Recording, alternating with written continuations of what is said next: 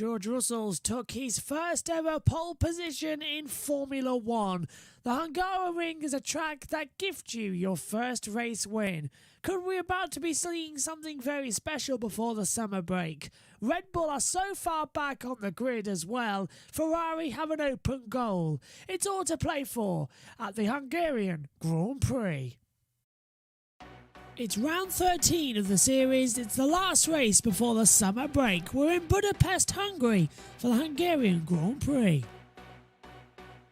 So it's the last race before the summer break here in Hungary. Then we go on to a triple header when we return in a month's time in August. Belgium, Netherlands and Italy form part of the three races, the last ones in Europe. Then it's the flyaways again in Asia with Singapore and Japan as well in early October.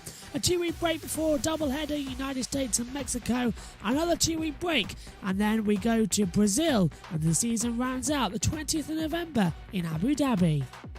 Max Verstappen leads the title now by 63 points to Charles Leclerc, 233 to 170. Sergio Perez is just 7 points back to Charles Leclerc now as well. Carlos Sainz is closing in on the battle, so is George Russell. Lewis Hamilton is in 6th, too far back on the board. Lando Norris is 7th along with Esteban Ocon, Valtteri Bottas and Fernando Alonso is rounding out the top 10. Further down the board, Kevin Magnussen is 11th, followed then by Daniel Ricciardo, Pierre Gasly, Sebastian Vettel, Mick Schumacher, Yuki Tsunoda, all in a very close fight. Zhou Guanyu is 17th, Lance Stroll is 18th, Alexander Albon, the last driver with points on 3, Nicholas Latifi and Nico Hülkenberg still no points. Latifi, the biggest concern there. Red Bull Racing lead the way on 396 points in the Constructors' Championship, Ferrari on 314, Mercedes on their own in 3rd on 270, Alpine of 93, McLaren 89, Alfa Romeo are just now ahead of Haas who are now in a battle with AlphaTauri, Aston Martin 9th on 19, Williams are now 10th, still only on 3 points. It's time for racing to begin here at the Hungaroring. The 2022 Hungarian Grand Prix is now.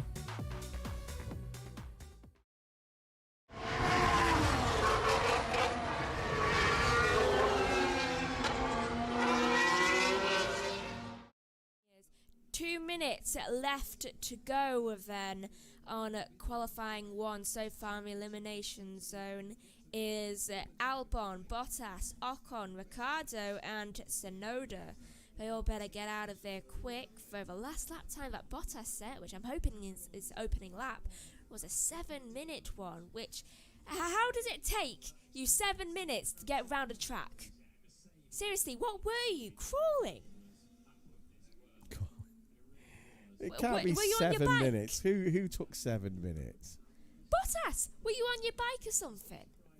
Well, that's got to be wrong because Bottas has done a 1:19.626. No, that's his best one. I'm talking about his last lap time. You mean his out lap?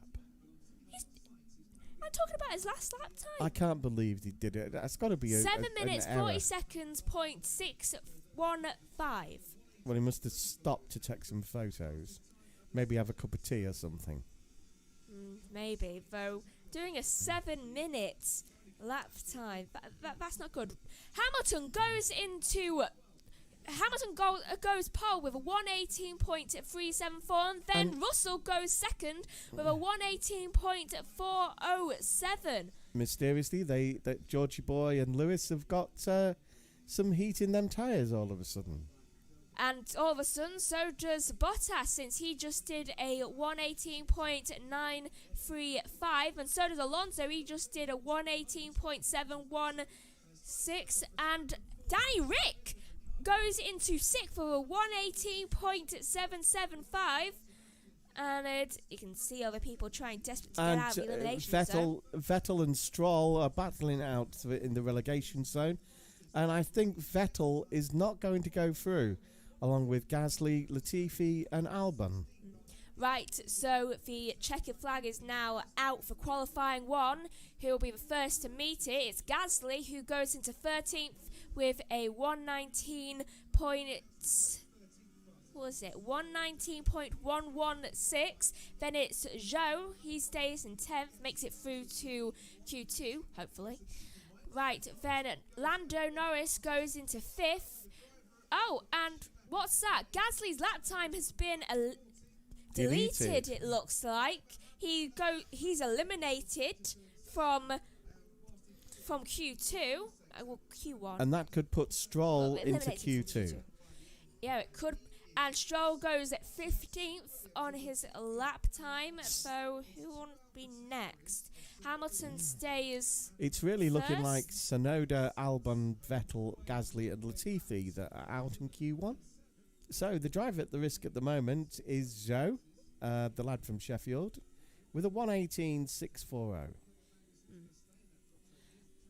Right, so I'll read you through the positionings again very, very quickly. Literally, I'm going to be speed reading through it. Right, so first is Verstappen with a 1:17.703. Hasn't changed in quite a few laps that they've done. Second, Leclerc. Third, Alonso. Fourth, Sainz. Hamilton 5th. Norris 6th. Russell 7th. 8th, Ricciardo. 9th, Perez. Zhou 10th. In the elimination zone, it's Ocon, Bottas, Magnussen, Stroll, and Schumacher. Though, as I say that, Bottas makes his way up into... And Perez is into the drop 9th, zone. And Zhou and Perez now in the drop zone, as Ocon also makes his way up into 8th. Obviously, a lot of determination there. So, checkered flag is now out for Q2. And let's see who will be first to meet the line. It is Zhou. He does not move from the elimination zone, so he is out of Q2. And Perez is in the pit lane, so he is also out. Perez out in Q2. That's a strange happening there. Got to be something wrong with that car. There has to be. Stroll enters the pit lane too. He does not move on from Q2. It leaves only the Hasses. Will they try and get through? Magnussen's next to reach the line. And no, he decides to pit, though Danny Rick makes his way up into 8th with a 1:18.198. He was 2 places behind his teammate in Q1 and also in Q2. Q3 is about to get underway, and I'm surprised that the rain's held off, actually. I am, but I'm thankful for it as well. Yeah. Because it looks like it's going to be raining at some point in the race tomorrow, and it just gives them those extra tyres that could actually make a race tomorrow instead of a tyre-saving wet race. Hopefully it will give us a nice race. Because I do like Hungary over the last, 20-odd years? Isn't it? Been 20 years, something like that? I do like it, because it's always a circuit, as I said earlier, that gives the opportunity of your first win. It's had a history of it over the years. Right, so qualifying 3 is underway now, and I think the Ferraris want to be the first to make it out, and they look like they are. They've set Leclerc out, and I think they've set out Sainz too. Though, the Alpines beat them, because the Alpines are first out alongside Danny Rick. And then it's the Ferraris. They just missed it. Privilege of being closer to the exit, I suppose. Though, right, making my way out onto the track now. We've got both McLarens, we've got both Ferraris, we've got Bottas, we've got Ocon. And it looks like Max Verstappen wants to make his way out too. Verstappen leaving it so he gets a gap. I don't think Lewis Whiteley there, Jonathan Wheatley there, watching his car leave the pit box. That's even for the pit lane. I'm just going to say that's slow. Yeah, he's just created a gap. He was hoping to have a clear track, and now he's got a little toe. From George Russell. From George Russell. who's meant to be getting a tow from Lewis Hamilton, though he's ahead. You just got a shot of the hill there. That's the cheapest tickets in this track, and the hill. It's very popular with the local people from around. This isn't far away from the track in Austria, the Red Bull Ring, is it? No, it isn't that far away. It looks... It's about 2 hours, 1 hour to the border and 1 hour across. First lap times are coming in right now, though obviously it's deciding to count the laps that... It's starting to count the time that they were in the pit lane, which is infuriating beyond belief. Yep, Megan is really getting upset at that. Don't know why. Because I can't tell what they actually have done. I love the way at this race that people actually watch from the bridges to try and get pictures of the cars. You know, most of the bridges don't have any viewing because they have advertising covering, but there are gaps at that particular bridge, and it gives great views of the track for the photographers and to get really good above pictures. You know, pictures from above. It is quite a beautiful area, you know. It's especially when it's starting to rain, because it goes dark and light over the hills. It does. We've got the first lap times in. In fact, on the top of that hill, there are two cars, and they look like they're having a picnic. The car's having a picnic. Well, the people in the cars are having a picnic. This is what I said, you know. Right, so the first lap times are coming in. Leclerc goes top with a 1:17.985. Norris goes second with a 1:18.576. Then and Sainz tops the table now with a 1:17.505. Dad? On what we've seen up to now, who do you think it will take the pole? Hard to tell. I don't know. Though, read through the current times that everyone's done, though I'm going to leave that until Max passes. I think Max is going to go for 2 laps here and come in. 2 time laps, come in. And I've got a feeling this is Max's pole. But I'm hoping for George. Right, so... Sainz is looking, really on it again. Right, so first right now is Carlos Sainz with a 1:17.505. Then it's George Russell with a 1:17.968. Well, let's stop it. Let's stop qualifying there, and then I'm right. Then third with Leclerc. 4th, Hamilton. Alonso is 5th. Norris is 6th. 7th is Verstappen. 8th is Ocon, who's for some reason in the pits. Bottas is 9th, and Danny Rick is also in the pits, so he is in 10th. I believe that Verstappen abandoned that last lap. Probably. Wait, no. No. Because he actually tried. Because it's quite close. He's only a second off. He's only a second off. Yeah. Second's a million miles in Formula 1. If he had abandoned it, he would have done at least 3. Yeah, it wouldn't register at all, would it? He must have backed off. Maybe he feels like he needs to go in the pit. Dr. Marco there, drove these cars in the heyday of the 1970s, early 80s. And that, unfortunately, that's where he lost his eye. In a crash. But I think he is, when it comes to drivers, he's a genius. You think of how well Red Bull have done, and the champions like Vettel that he's moulded into multi-champion like Vettel, and it looks like that Max is going to be a multi-champion as well. Right, so we have every single driver right now in the pits. 5 minutes left to go on the session now. This is the lull period that we was talking about. In practice 2 during the lull period, and practice 3 is practice 1, you generally get the slower cars going out to try and get a clear track, don't you?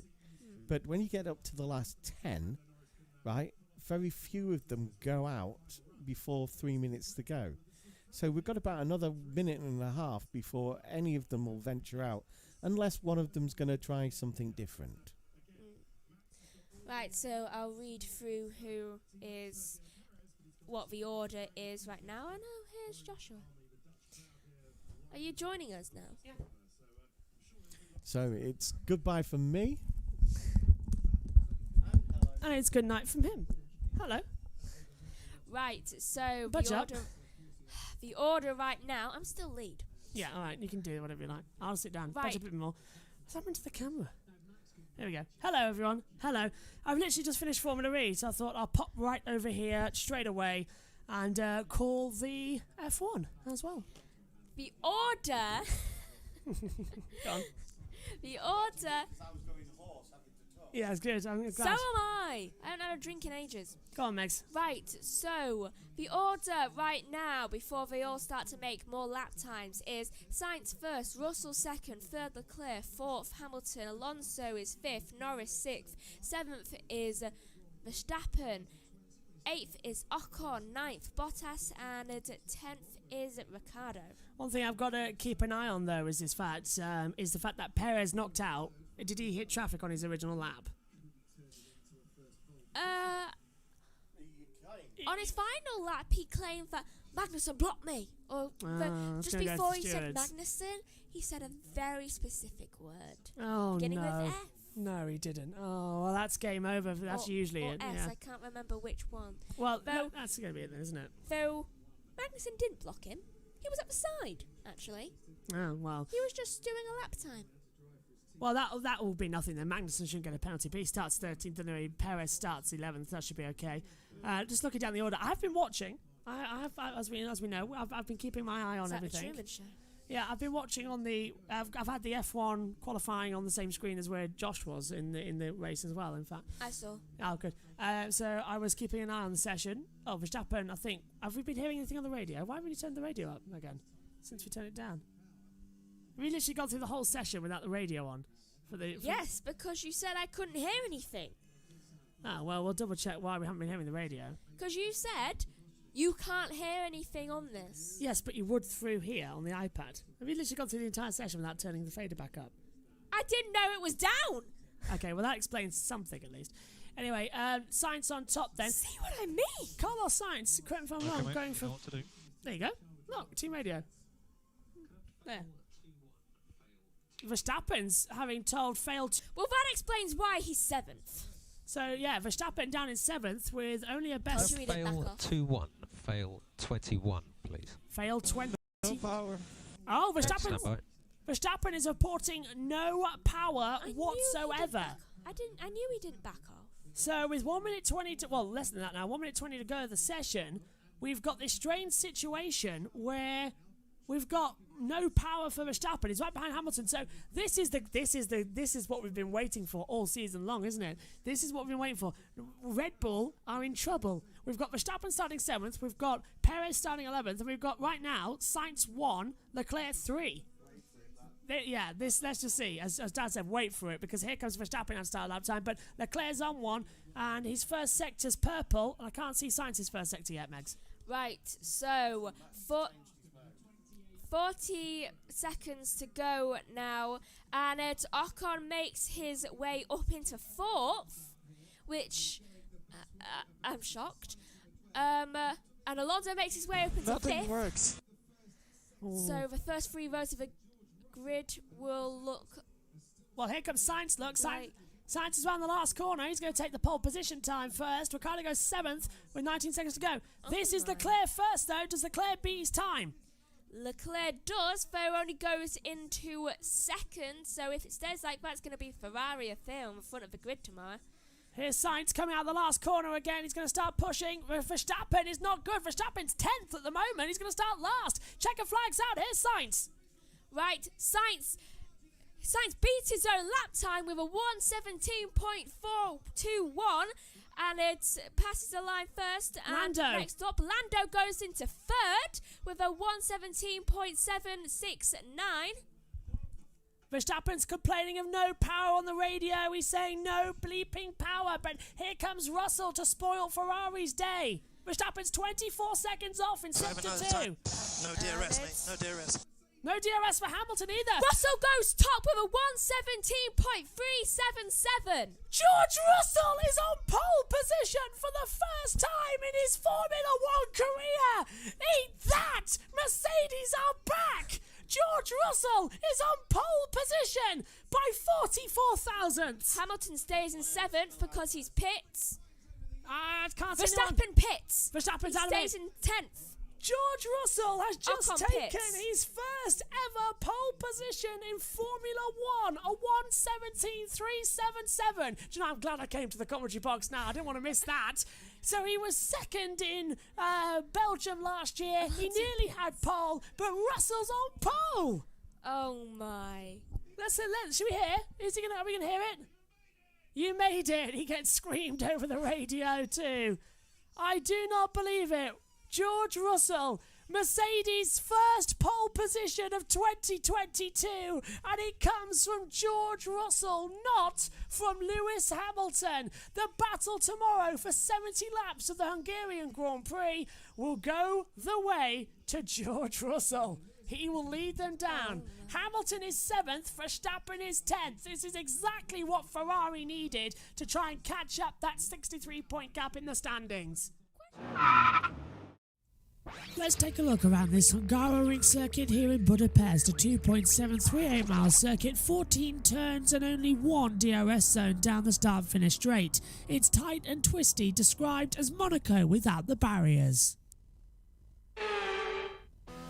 On board with the Alpine then, that storm to victory here last year. Head down towards turn number 1. Over 300 kilometers an hour in 8th gear. Flat out with the DRS open. In towards turn number 1. A heavy braking zone. Flick the car into the right. A double apex. DRS open again then as you run down towards turn number 2. It's downhill under the bridge as well. Triple apex second corner. It's easy for the car to ease out wide. Let it. It doesn't destroy the tyres. Through turn 3. 6th gear. Rise up, 7th gear, the top of the hill before turn 4, flick it in, 5th gear corner. Then at turn 5, it's a 4th gear corner, drop down again, rise up the hill. The track narrows down as well as you come in towards turn 6 and 7, 3rd gear corner, very tight chicane, absolutely single file. Through the Mickey Mouse section now at 8, 9 and 10, 4th gear, 5th gear, then back up into 6th gear as well as you're continuing to rise up the pressure as well. Try not to let the car go too wide here at the exit at turn 9. Don't go all wheels off the road. Drop down then, once again, out of turn 11. Now it's to move into turn 12, 3rd gear corner. Back up the accelerator, sort of right about 180 kilometers an hour. Round turn 13, a long sweeping double apex left-hander. Turn 14, quite like the Nürburgring here as well. A long sweeping right with a double apex hairpin. Back onto the start-finish line. And that is a lap of the Hungaroring in Budapest, Hungary.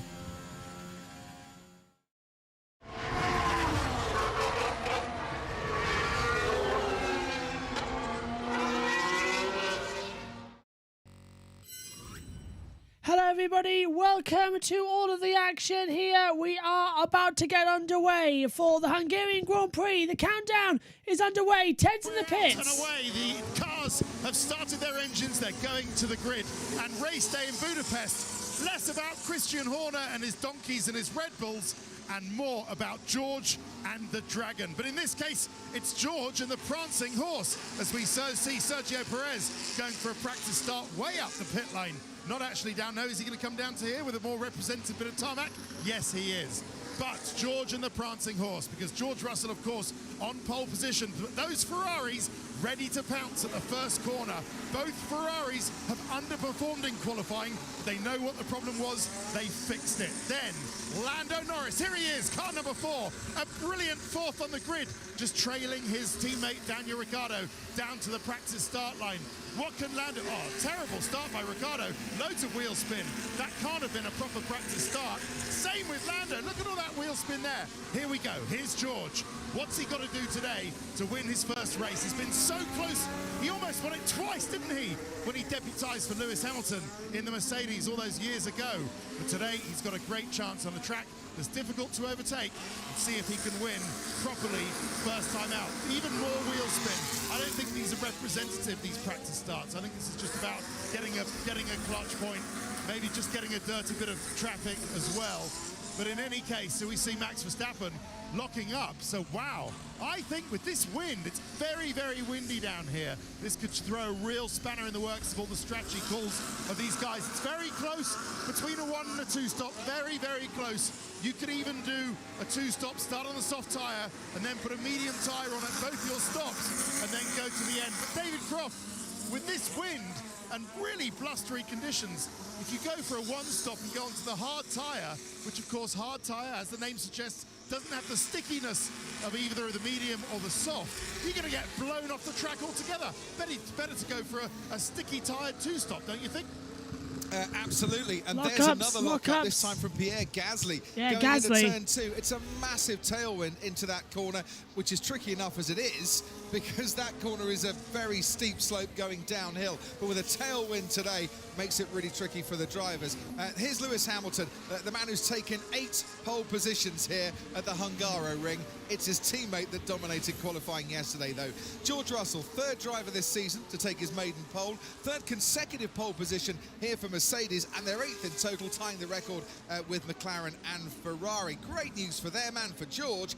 Bad omen for Red Bull, though. The last 3 times a Mercedes driver has taken their first pole, Red Bull haven't featured on the podium in that race. But an excellent chance for George to emulate Damon Hill, Fernando Alonso, Jenson Button, Heikki Kovalainen, and last year's race winner Esteban Ocon to go on and take their first ever win in Formula One here at the Hungaroring. It's also the first time today since Bahrain 2018 that neither this man, Lewis Hamilton, or Max Verstappen feature in the top 6 at the start. That race, you might remember, was won by Sebastian Vettel. And talking of the Scuderia, well, all the chat from them today is they seriously fancy their chances, but they've got to go against the odds to do it. Charles Leclerc's never won from outside the front row. Carlos Sainz is 2nd on the grid, but only once in this century has a driver starting 2nd here at the Hungaroring gone on to lead the first lap. But they've got pace of Ferrari, and if Sainz had strung together all his best sectors in qualifying yesterday, he would have been on pole. Luckily for them, of course, it's not where you start, it's where you finish. And who knows where anyone might finish today, because rain is in the air, there's a strong wind, the strategists are all in a flux, Simon Lazenby. We love that. We really do, and Josh Plays is alongside me in the commentary box now as well, if I can find where he is on the buttons as well. Hamilton Radio. Lewis is complaining about a big vibration on the front there as well, Josh. It looks like we're in for an absolute chaotic Grand Prix. If I can find you. There you are. Hello, Josh. You looking forward to a great race today? Really am. And George Russell on pole, who would have thought? This is Alexander Albon going through the turn 6 and 7 chicane and locking up going into the chicane and having to go wide. Make that our 3rd lock-up then of the day so far. So everybody seems to be having a lot of trouble out there. Everyone seems to be getting a lot ready. In-ears can't be used at the moment, unfortunately for me, because the lead that is used for it, Megan's got in commentary box B. So myself and Josh Plays will be talking you through the race today, as well as your only commentary team, as Megan Birch and Ian Birch will be on Formula E. So here on USRN or on YouTube, it's just us two to talk you over the next 2 hours. And what a fun race it could be as well. We've got weather in the year, Josh. We've got a bit of rain as well to throw into it. But George Russell starting on pole position for the first time in his career. Everybody was the same reaction as me. Threw the hands back, gobsmacked. Nobody expected that. Sergio Perez has locked up into turn 3 as well. Make that 4 lock-ups already. Yeah, that's a lot of lock-ups, and it could be a great race today. It said weather in the air, and George Russell on pole. I think it might be Mercedes' day in the name of George Russell. And you know yesterday how Del Boy, the dog, was led flat out? Well, he's doing it again. winding. He's winding me up. Look at this. He's winding me up. He's all ready to go down there, laying on the chair. Yep, absolutely. Winding him up, ready to go. You don't have to put up with that from next week anyway, so that's okay. Something. 34 minutes to go then until lights out here for the Hungarian Grand Prix. Martin's grid walk is coming up shortly as well as the cars head to the grid. A little bit of rain in the air as well. Ted's in the pits to make sure we don't miss anything as well. And Rachel Brooks will be getting everybody and make that 5 lockups as Daniel Ricciardo snatches the front right brake as well coming into turn 3. They're all having problems out there, Josh. They really, really are. And that is make it 5 lockups for Valtteri Bottas going into turns 2. Yeah, Bottas goes off the track as well then. So more problems. Let's head down to the pits. Yeah, there's always a lot of drama, like you guys have just been saying at the start of this race. Go back to 2019, and you can see, I think I've got Crofty underneath me actually on that clip. But in 2019, there was a lot of elbows out at the start of the race here, usually, because overtaking is so difficult. You have to make those places, valuable places like Hamilton did on Bottas on the outside of turn 2, when you can. As the race settles down, it's always difficult to make those passing moves around here. If you look at the wet start, though, from last year, if we do have a wet start, there's rain in the air, we could be looking at a wet start here. And who can forget what happened here with a slow starting Bottas, gets squeezed by the 2 cars, McLaren and the Red Bull, locks up unsighted, smashes the McLaren into the Red Bull. Lance Stroll as well, further back, smashes into the Ferrari. It was chaos, and it really turned the race upside down, cars out of position, and we've got that today, don't forget. What it meant was, last year we saw Hamilton out of position from that start, where the restart, fighting Fernando Alonso, this epic fight, the 2 Lions going at it, side by side on the run down towards turn 2. You've got that DRS to help you, but it's not good enough sometimes just to be side by side. If the driver on the inside wants to just brake a little bit later, it's easy to squeeze you out of room, and that's exactly what Lewis was facing last year in that fight with him. Mick Schumacher really put up a good fight against Max Verstappen, and further back you got cars running in a DRS train, making it hard to overtake. Max runs wide on the exit after getting a little bit of a squeeze, but that was fine. Joins the circuit here, still behind the Haas driver, goes around the outside, and you'll see the difference here. Mick doesn't run the car out too wide. That allows the Red Bull to go around the outside. They still make contact though, for good measure on the exit. Just shows how hard it is to really make those moves stick. Now, the undercut is super powerful around this track, as Lewis Hamilton proved last year. If you pit early, you get a fresh set of tyres on, you circulate 1 lap more than your competitors on that fresh set, and you can come out and not just jump 1 car, you can jump 2 cars. So that's what we've got to look out for as well today. Could be anyone's game. Who knows what the weather's going to do? Back to you, Simon. Yeah, great. Thank you very much, as Megan has very kindly brought me my in-ears as well as the grid walks on with Martin. Your grid walk, I always like to think of it, and we're going to do something completely different. Why? Because we can. So we're just going to stick with one team today, the Alpine team, and try to understand a bit more, or indeed a lot more, about what goes on the grid. What are the challenges? What do they have to do to prepare this car and the driver to get ready to get underway? So we're going to follow Esteban Ocon then up, and obviously the car gets put onto the little dolly wheels. You're not allowed to run the engine anymore to take it onto the grid, so it has to be pushed. So they put you can see the grab handles on the side down there to whisk those out when they have to. And we'll have a chat with sporting director Alan Permain, a man who's been, I drove for this team Ensign effectively as Benetton back in 1992. Alan was there then. Talk about a stalwart, talk about somebody who's been very loyal to the team. Alan, sporting director, take us through what's this phase of the start and the grid process. Well, the cars have to stop there. They used to drive down, but safety now, we stop them there and wheel them down on trolleys, put them in their grid slots. And then honestly, we try and do as little as possible. We don't take them apart, we keep them warm and we keep them cool. We like to get the battery in its perfect temperature for its start. We want the engine, water and oil exactly where it should be. So you'll see cooling fans going in, and then you'll see them firing the car up to sort of just regulate the temperature of it. And by the way, it's family day back at Alpine in the UK, isn't it? Hello, everybody there, as you're watching the car go to its spot. Hello, everyone back at the factory, back at Enstone. So, yes, tell me, how many laps have you done to the grid and why? What are the specific challenges of those laps to the grid? Yeah, so both cars did 3 laps to the grid, and they've done that on a set of scrub soft tyres from qualifying. And that's to really feel the balance. That's their last chance to tune the front wing before the race. It's much more windy than it was yesterday in qualifying. You've seen a few cars going off at turn 2. We've got a big tailwind to turn 2 here, turn 6, turn 14 have all got big tailwinds.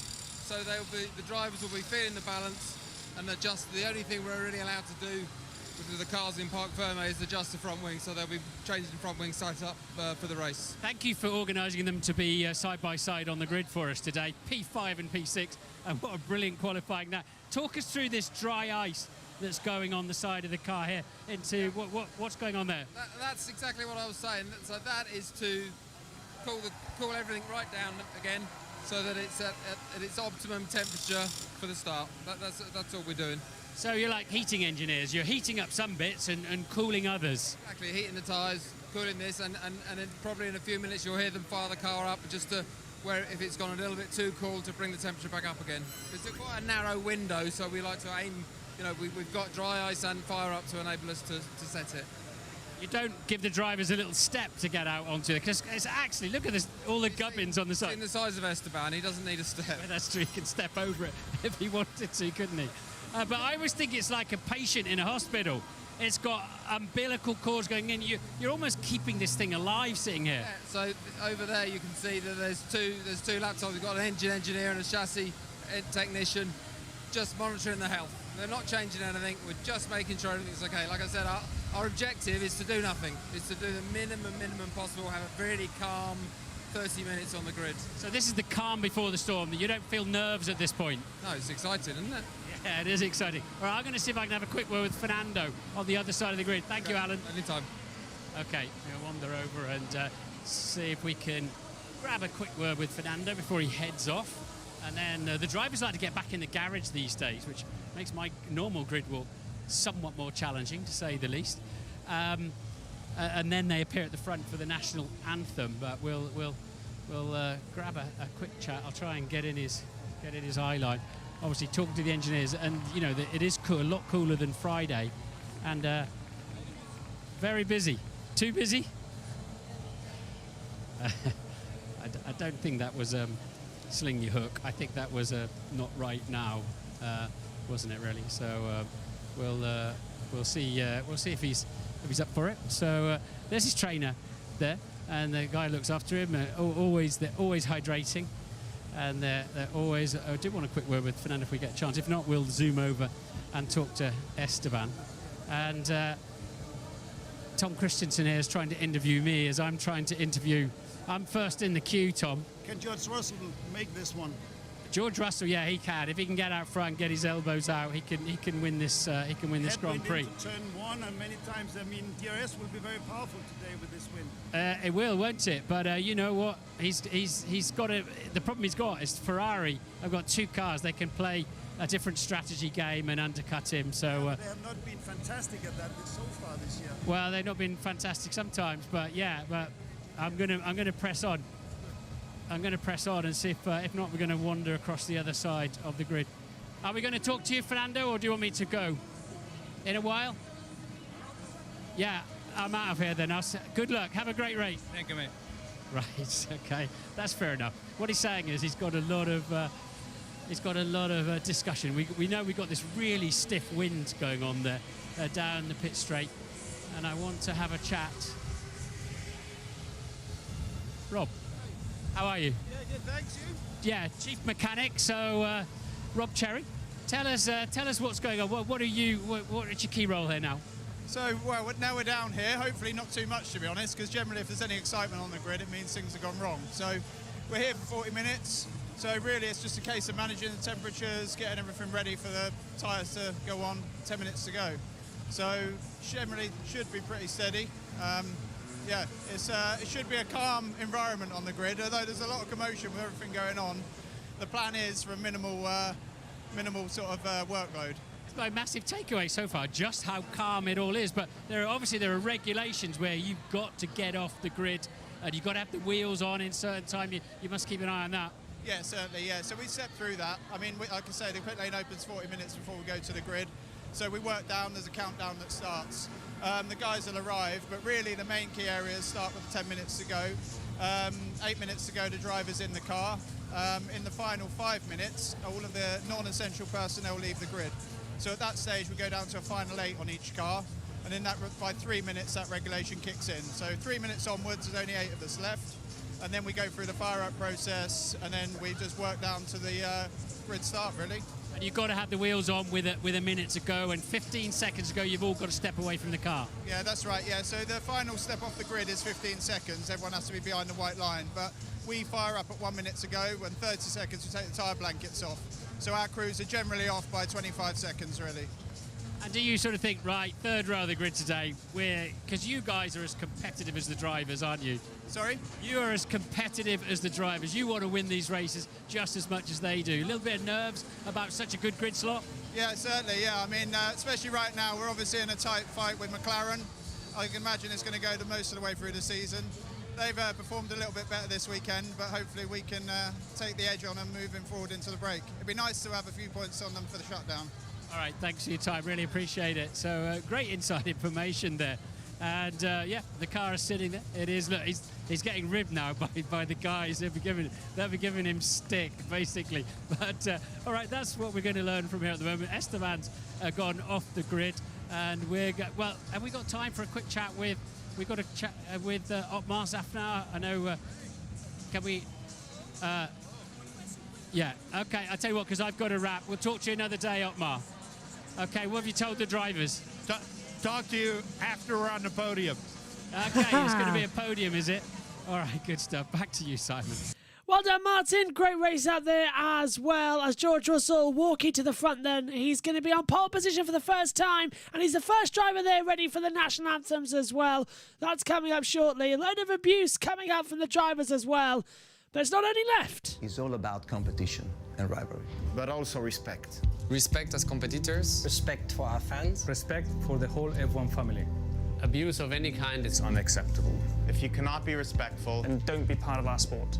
We cannot let those who think they can abuse others get away with it. We have a duty to call this out and say no more. We are acting as a community to block those who abuse others online. We won't allow abuse at our races. But we also need social media platforms to tackle abuse online head-on. Those who hide behind social media with abusive and disrespectful views are not our fans. We are united and ask you to join us in driving this out of all sport and society. Drive it out together. The Drive It Out Together, and let's hear more about it with Stefano Domenicali. Very important campaign this for everybody involved in the sport. Absolutely, I mean, there's no discussion about it, no compromise. And I think that is a message that it was great to see that everyone embraced immediately. Even if I have to say the beauty of our sport is that we can control it because, as you can see, back again on the grandstand, lot of kids, lot of family, and it's good to see different caps all mixed up. So that's the real Formula One we want to see. Stefano, can you put a bit of light? How are you guys actively going to control some of the abuse? Because we see it on social media.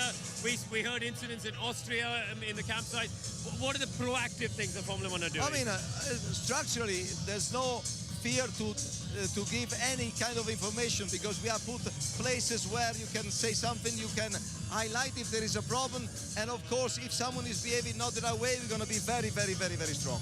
And there's also been obviously a lot of abuse aimed at Michael Mackey, death threats and everything else. What has the F1 and FIA done to support Michael through this? We did it, we are doing, and of course there's no space for idiot.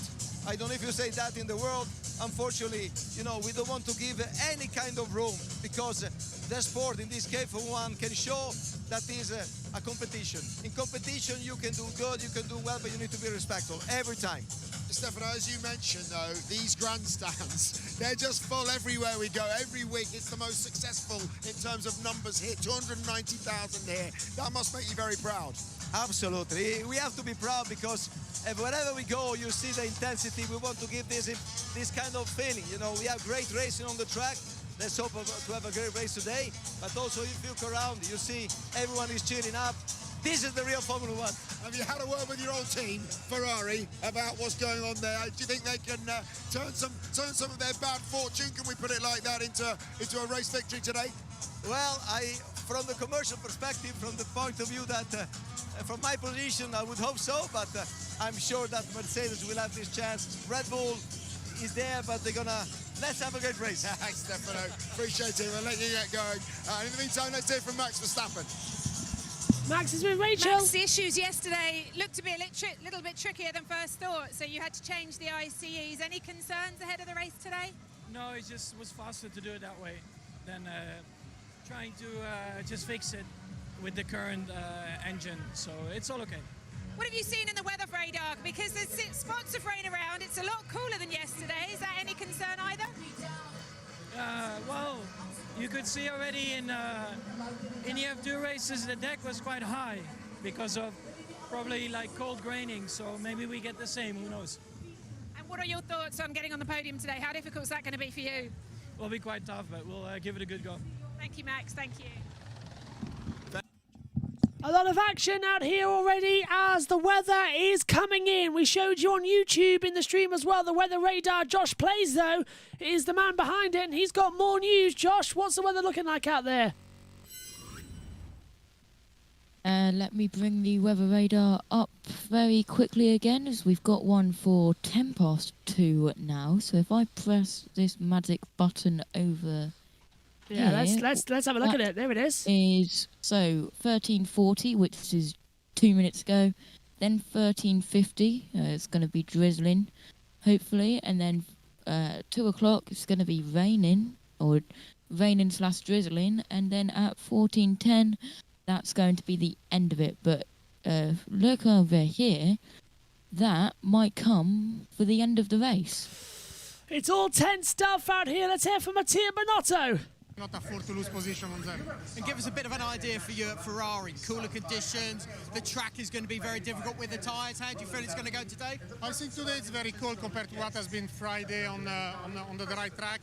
I think that graining on the medium will be the main issue today for all the drivers, and who will be best in managing the tyres, and the graining will be the fastest. Well, on this wind, problems for a few people we saw out there. Is it going to be an issue today, do you think? Yeah, wind is very difficult. I think make the car more unstable. You may have some wind effect in the corners, driver not expecting it, so they will drive cautiously, no doubt, but you cannot be too cautious as well. Thanks, Mattia. Best of luck today. Thanks for your company once again.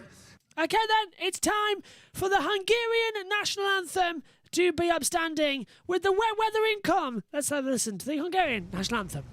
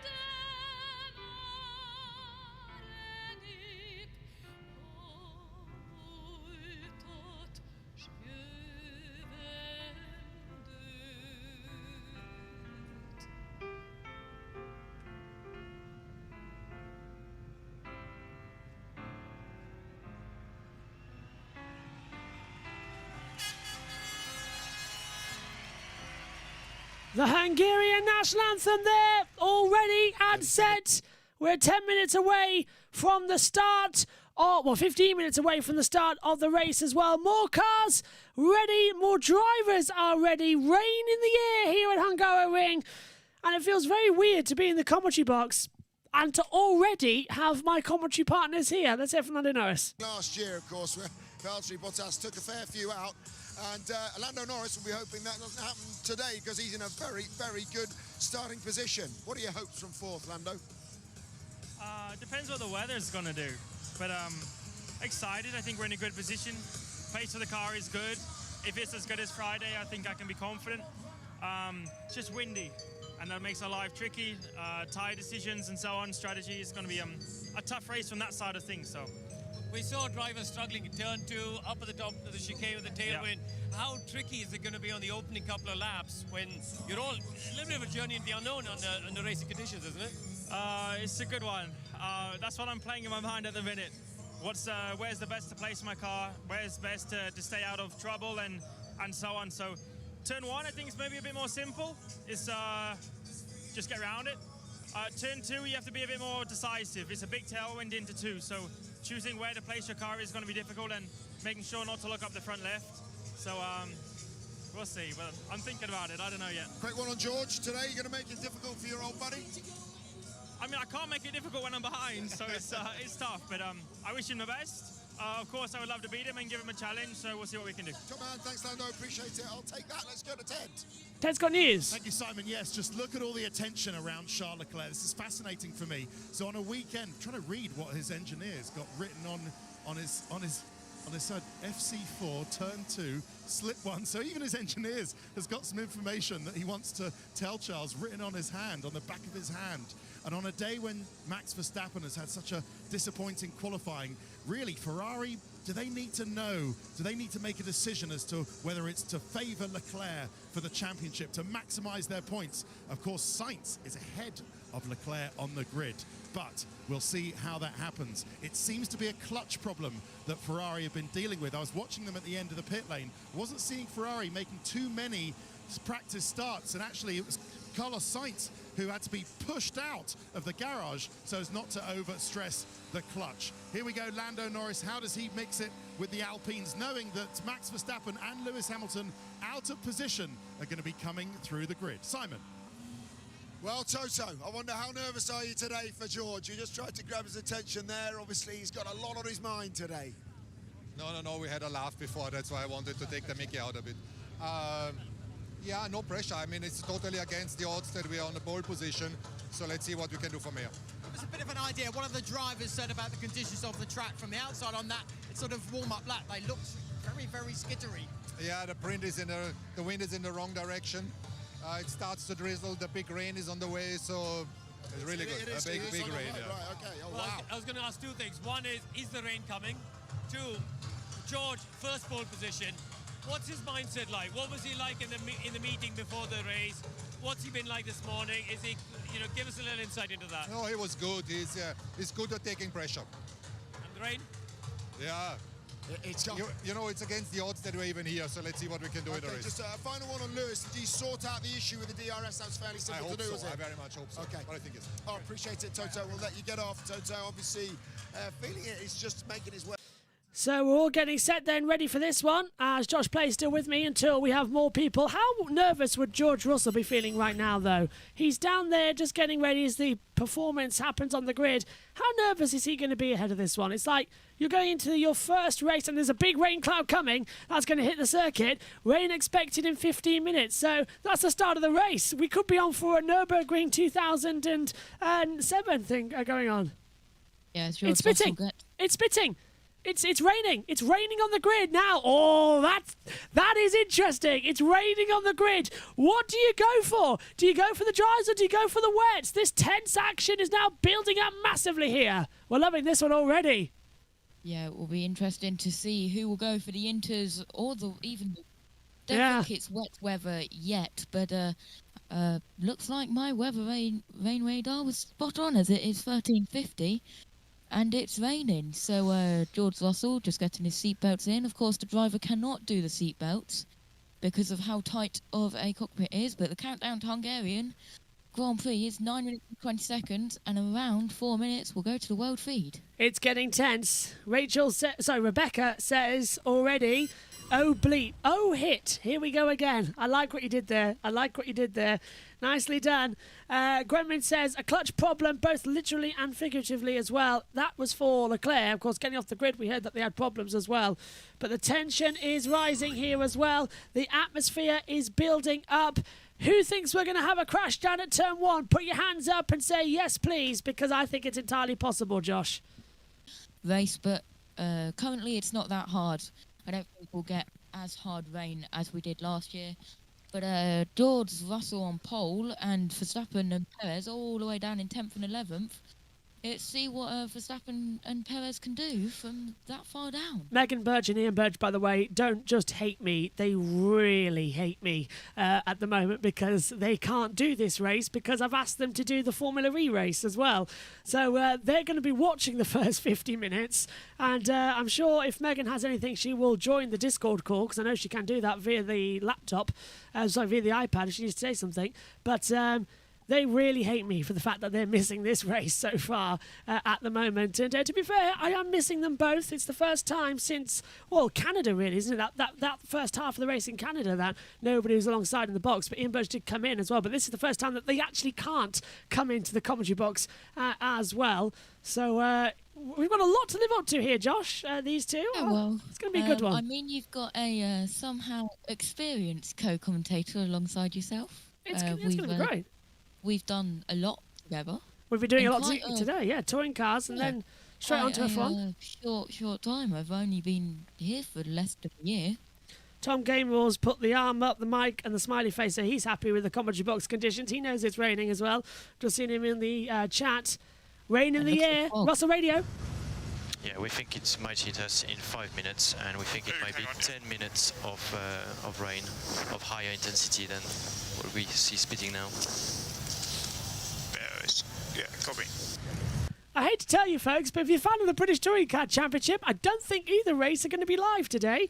The next two, because I think we could be on for a red flag procedure as well. But look at that. Mercedes, are they intermediates? Ted. He struggled in free practice Karoon. the rain, so it's going to be tricky for them. Fernando Alonso, that'd be a surprise, eh? Oh, there you go. That's a big call, Johnny. Is a change of... So it's intermediates going on for George Russell. George Russell is going on to the intermediates. That's a big call and a big gamble, Josh.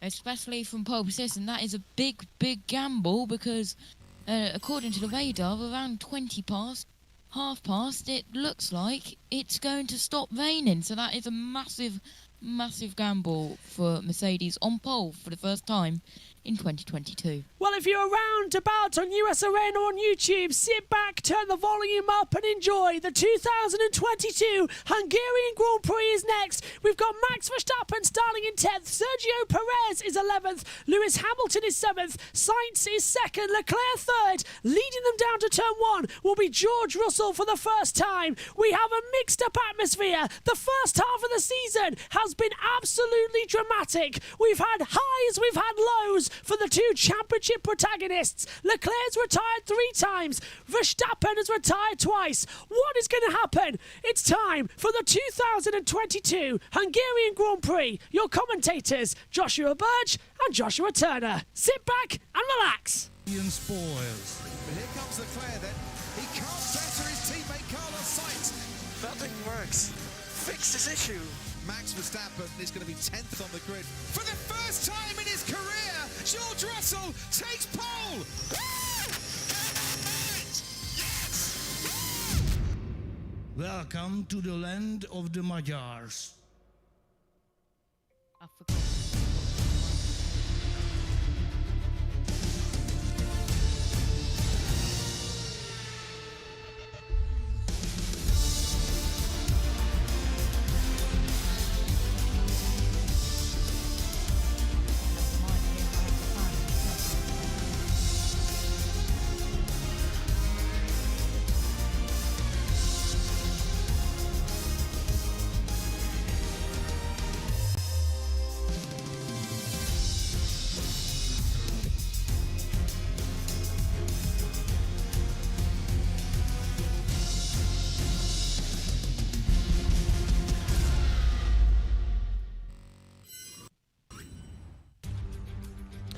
Oh, there's no place like the Hungaroring to see into the summer break, because this is it. Ladies and gentlemen, boys and girls, sit back and relax, because dark clouds are approaching the Hungaroring. This was the first ever race behind the Iron Curtain, and today George Russell could join what this track gives you best, your first ever race win. It's a 4.381 kilometre circuit, that's 2.272 miles as well.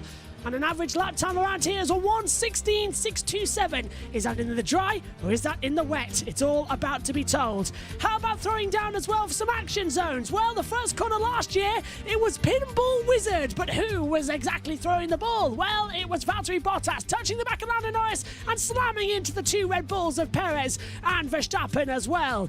Further down though, at turn 3 on the restart as well after the red flag, Verstappen was on a fight back right round the outside of Mick Schumacher in the Haas, touching wheels in another great battle, slipping up the inside when the track dried out. Up at turn 4 as well last season, Hamilton versus Tsunoda, as Hamilton was displaced after being the only car to start on the grid after the restart. He dropped down the order, finishing in 9th. Pirelli have brought their 3 tyre compounds in the middling range as well. It's the C2 White Hard, the yellow C3 Medium and the red soft C4 tyre. But keep a note of the green intermediates and the blue wet weather tyre, as they could be crucial in the next 10 minutes. The smoke all the way around the circuit is like we're in the middle of an amphitheatre. This is the starting grid then. Pierre Gasly is to start from the pit lane after a gearbox and engine change as well. Nicholas Latifi starts on row 10. The 9th row of the grid sees Sebastian Vettel starting 18th, announcing his retirement, is alongside Alexander Albon. Then on row number 8, it's Yuki Tsunoda alongside Mick Schumacher. The 7th row of the grid sees Lance Stroll start 14th, Kevin Magnussen starts in 13th. Row 6 of the grid as well in 12th position sees Zhou Guanyu alongside Sergio Perez. Had his lap time deleted, reinstalled, but couldn't get out of Q2. Max Verstappen had a power unit failure. He's changed his power unit today. He starts 10th on row 5 alongside Danny Ricciardo in 9th. Lewis Hamilton is alongside former teammate, 7th for Hamilton, Bottas starting in 8th. The 3rd row of the grid sees an all-Alpine affair. Esteban Ocon is 5th with Fernando Alonso starting 6th. The 2nd row of the grid is where things get interesting. Lando Norris starts in 4th and Charles Leclerc starts in 3rd. It's the first time in 18 races that Lewis Hamilton and Max Verstappen have not started anywhere near the top 3. First row of the grid though, Carlos Sainz is 2nd and George Russell starts on pole position for the first ever time in his Formula 1 career. Well, the grid looks dry, but that is anything but. Ian Birch and Megan Birch aren't with us in this Grand Prix as they are commentating on the Formula E race in London. So joining me, promoted from pit lane reporter to co-commentator, it's Joshua Plays. Hello, Josh. How are you doing today? There's a dark cloud above the circuit and there's tension in the air. Good afternoon, everyone. Lando Norris starting 4th on the TV pictures, and even the teams have got the umbrellas up, putting them down, and rain spots on the camera and visors, so a very interesting race start, I think. Tensions are rising.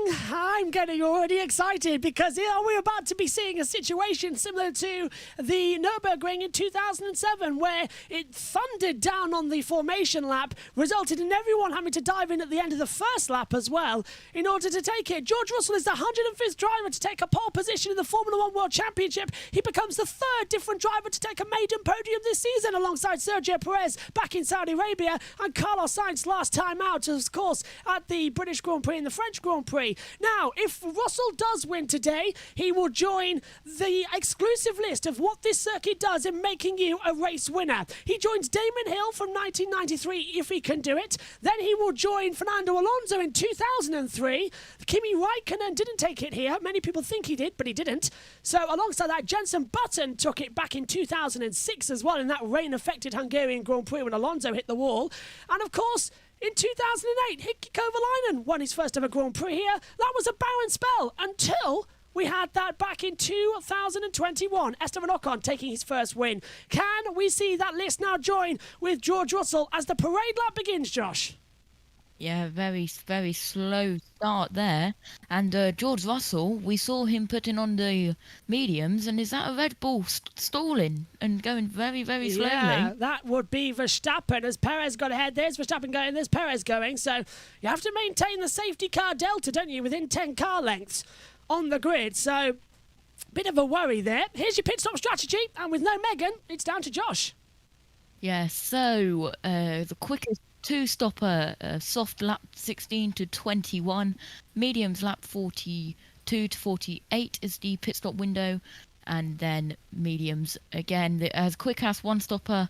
Yes, there's a one-stopper, lap 26 to lap 34. You start on the mediums and go on to the hards, and the very close one-stopper, you start on softs, pit from lap 21 to lap 28 and go on to the hards, and then the alternative two-stopper, lap 20 to lap 25 is the pit window, but you start on mediums and then you go on to the hards and pit lap 48 to lap 55 and then onto the softs. And we saw that George Russell was putting on the inters, but he's now gone back onto the soft tyres. Previous to wins at Hungary, Ocon 2021, Hamilton 2020, 2019, 2018, and I believe it was Sebastian Vettel in 2017. Ted! Crofty, hi Martin, hi everybody. From a pit lane that's expectant from rain, nothing so far. Tarmac is still showing completely dry. Can't see any drops falling with the shadow on the shadow of the grandstand, but I'll let you know what happens. Lots of teams, including Red Bull, just saying to Max Verstappen, just go as slow as we possibly can on this outlap to keep temperatures down. Thanks, Ted. Yeah, keep the temperature up, Josh, because anything can happen in the next half hour, and if there's anything can happen in the next 30 seconds, that rain could just start falling at any second.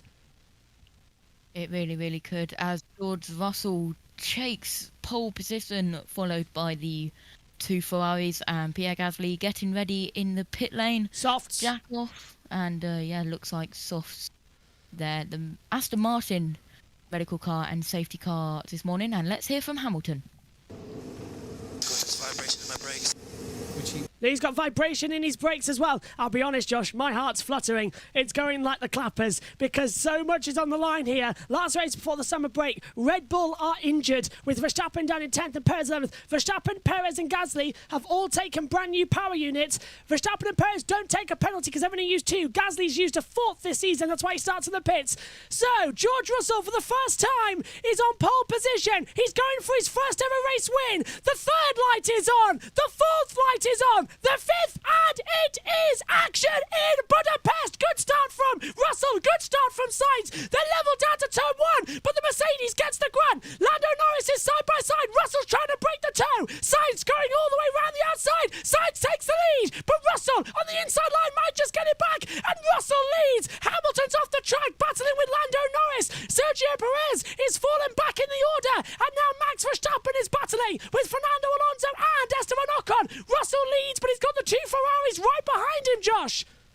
Yeah, there was 3 wide going into turn 2 further behind, and a clean first lap for the time being coming up to turns 4.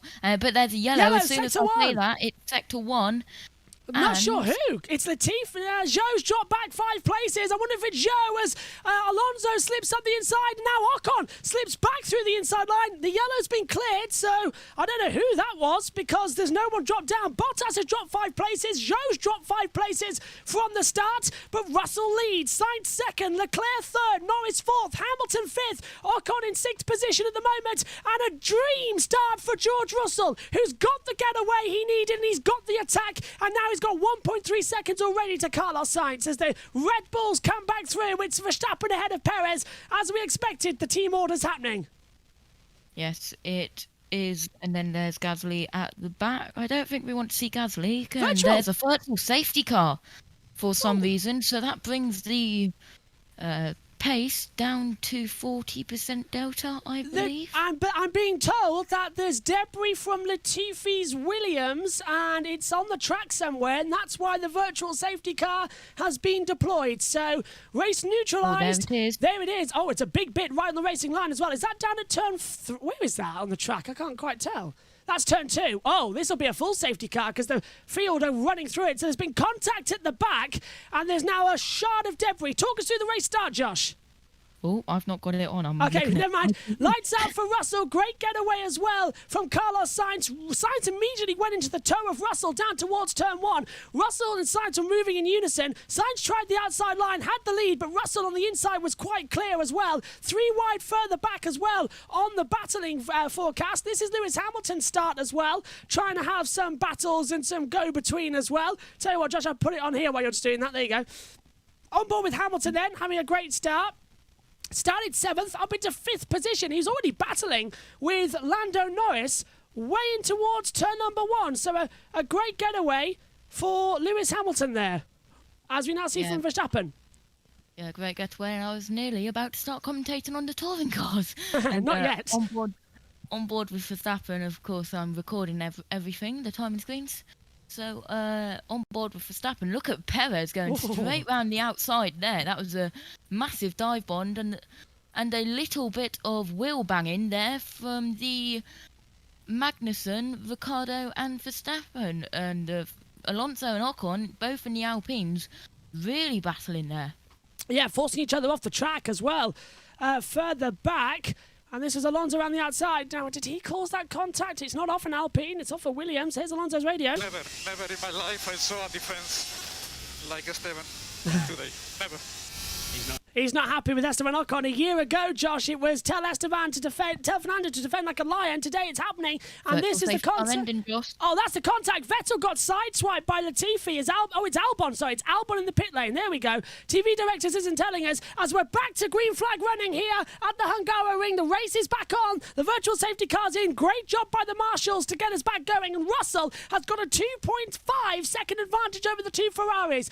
Do we dare say Mercedes are back? That's getting quite tense. Do you want me to leave this the race on here on the Discord, or do you want me to go back? I'm good now. Thanks. Okay. There we go then. Sainz still leading the way. I'll switch back to the camera then so we can see each other up in the comments box. DRS enabled. Now, how long is that going to be for? Because that rain is still circulating. As you've heard Josh Play say already during this race as well, that rain is due in around about 20 minutes' time. So don't hold any breath for it, and don't hold anything that, we're going to see something different, because this could be Russell's day. Go on. It says on my rain radar it will continue to rain for at least 1 hour when it starts raining. So constant rain, constant drama. Let's hope it's not too much, otherwise they might have to throw the red flag, and that's not nice. We want a clean race here, please. Thank you very much. Lap 4 of 70. Fastest lap goes the way of George Russell. Now it goes to Carlos Sainz as well. 1:28.905. And let's hear from Sergio Perez. There is a bit of a strange sound with the engine. Copy, we'll have a look. Oh, and Perez is... hear the weird sound on high gears. Perez is complaining about the engine making weird noises on the back half, and there's the weather radar that Josh has got on as well. You can see that rain is coming into Budapest at the circuit as well. It's drying in as well. Turbo says, hello Abby, says Mercedes have definitely learned how to unleash the W13's true power. It's only taken them 13 races to do so, and it's not with Hamilton. It's with the driver who it has been with all season long, Mr. Consistent as well, George Russell. I'll tell you what, Josh, Mr. Saturday returned yesterday and became Mr. Poleman. Brilliant job. And he could become Mr. Sunday today, as we see some of the lorries and ready for the pack up, and they're already starting to pack up all of the essentials that they don't need, like engines and stuff, because it's a quick, even though we're not racing for 4 weeks, it's another quick turnaround. I do agree, Turbo and Abby, as well, what you said on the YouTube chat there about all of this. I do completely 110% agree with you that they've unleashed the power. Russell's pole yesterday came as a complete surprise. I joined the commentary box for the last 5 minutes and got it. Perez. This is all looking good, Checo. We're happy with the power unit. Okay, so Perez being told, it's all good, Checo, we're happy with the power unit, so he can continue chasing and moving up the field with Max Verstappen. Sainz with the fastest lap. 1:23.354 at the moment as they all come through, continue to charge. But this is looking quite good for George Russell. 2.1 seconds ahead. Not getting up, throwing up there and saying, George is going to dominate this one. But this is good. When the rain predicted, as Josh said, it's going to rain for an hour, they've got to keep calm. And Verstappen's got a run on Alonso around the outside of the top of the hill. Turn 4, Verstappen takes 7th place away from Fernando Alonso with a sweet move round the outside as well. And let's take another look at it as well. Alonso went wide, Josh, although I think you're busy, so I'll take it. Do you want? Yeah, it does look, yeah, there we go. Alonso going wide there. Yeah, made a mistake as well, and Verstappen just breezed through as well. Josh and is... Turn 2 incident involving Albon and Vettel. Reviewed, no further investigation causing a collision. Yeah, I'm just switching back and forth between. Yeah, no worries. I've got this one. Russell leads, and let's hear from Alonso. And much faster. Much faster. Understood. Much faster. Alonso says he's much faster.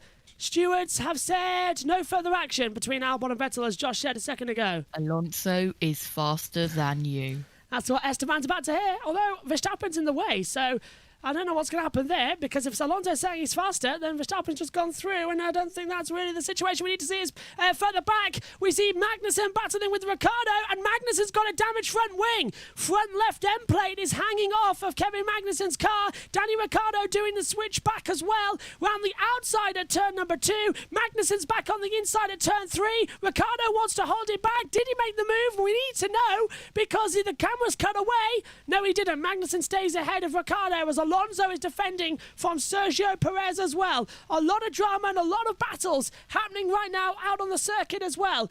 Keep calm, carry on. That's the situation we need to be on right now, as well as the action continues out here. Lap 6 of 70, that rain's drawing in as well. And I'm getting nervous just standing here in the commentary box. There's an awful lot of anticipation about the last race before a 4-week break before the next race in Spa-Francorchamps. If Spa, of course, happens as a race this year. Yeah, and again, Will is saying black and orange flag for Magnussen. Thought so. Had to come in and change that one. Ted. 2 seconds. It will be dry for the next half an hour. Okay. What happened to Toto Wolff's weather forecast of doom? It's disappeared. He told us on the grid. He stopped looking on the bright side of life this year. Oh, and that's a great move from Sergio Perez.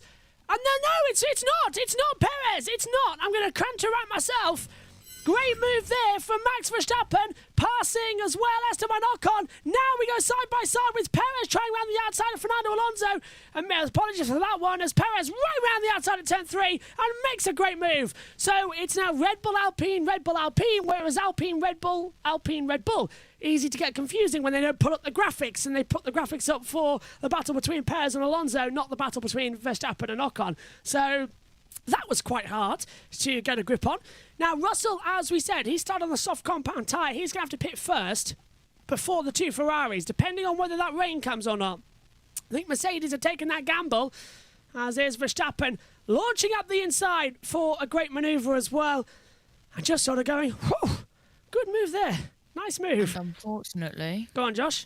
That black and orange flag for Magnussen, he had to give up his 10th place.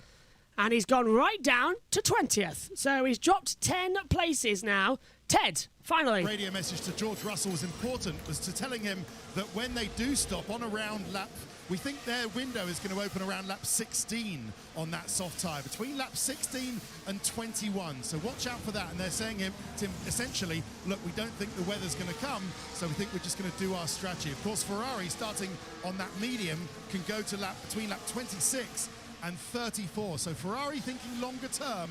But yeah, let's see how it works out for George. They're just going to have to find a gap to drop George into, because he's got a good pace. The strategy's working out for him okay so far.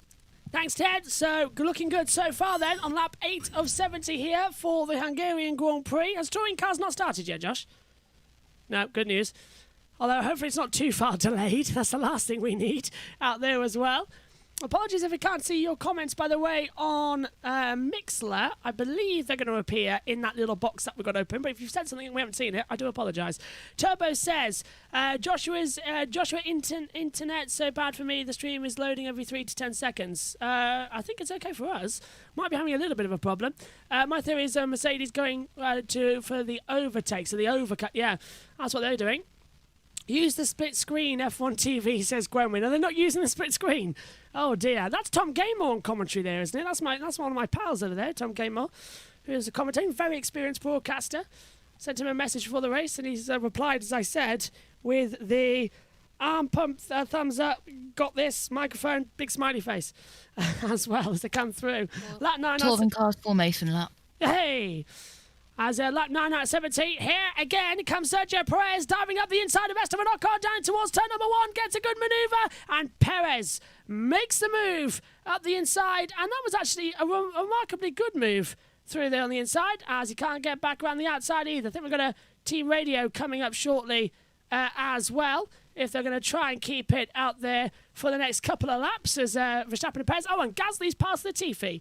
So Gasly's moved up to 17th. Latifi's down into 18th position. Here's George Russell having a comfortable race out there at the moment today. He's leading by 2.3 seconds. Correction, 2.4 seconds. Correction, 2.5 seconds. He's gaining on the time as quick as you can say it. Here's Hamilton. Starting to see signs of the soft runners struggling with the front end. And that must have been reported. Good. That must have been reported, Josh, from Russell. If they're telling Hamilton that the soft tyres are starting to go off, Hamilton's on the mediums, Russell's on the softs. It must have been from that angle that's where we've been told. Russell's saying he's got degradation.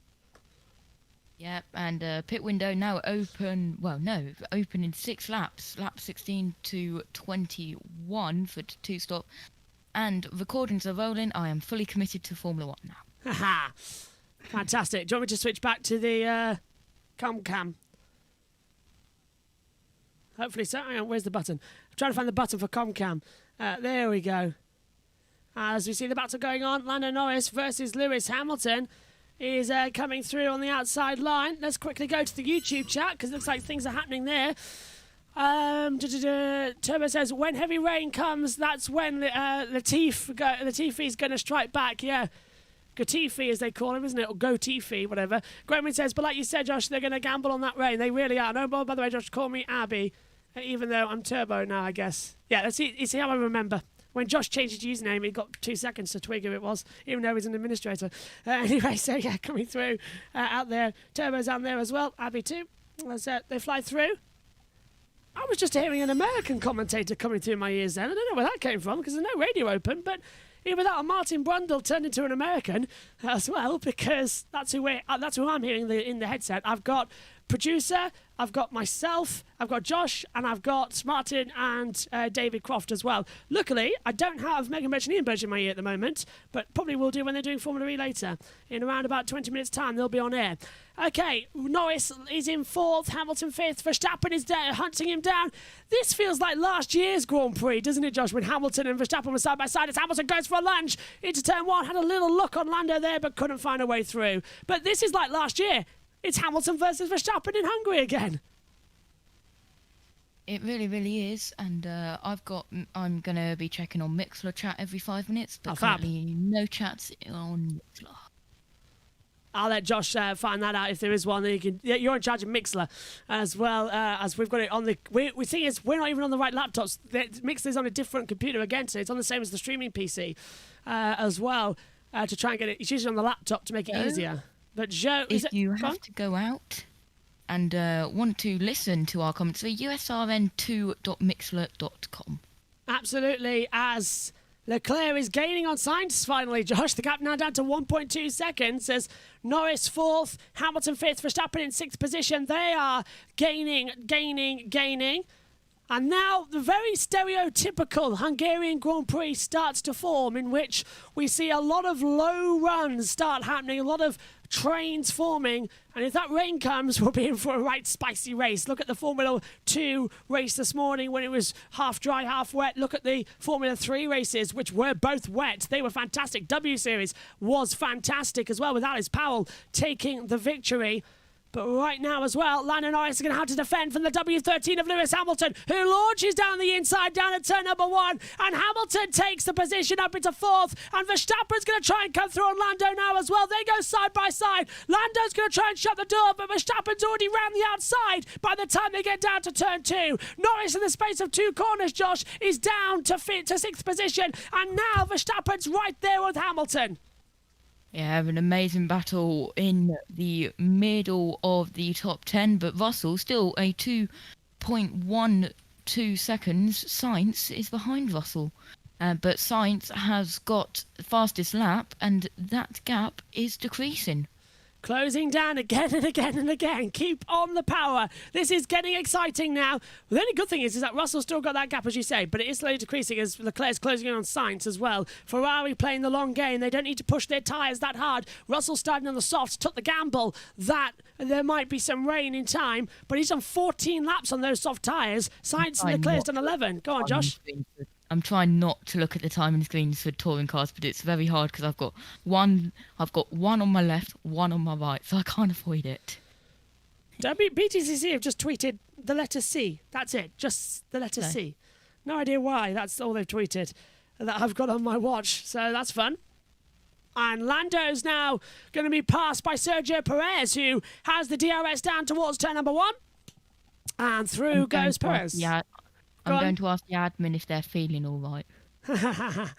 Adam is here, says, "Hi Josh, picking George Russell to win today. My pick a winner is Charles Leclerc." I said it yesterday as well. I think Leclerc will win.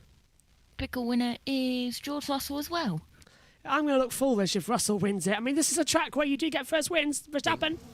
Guys, clutch! What the is going on? Oh, throttle.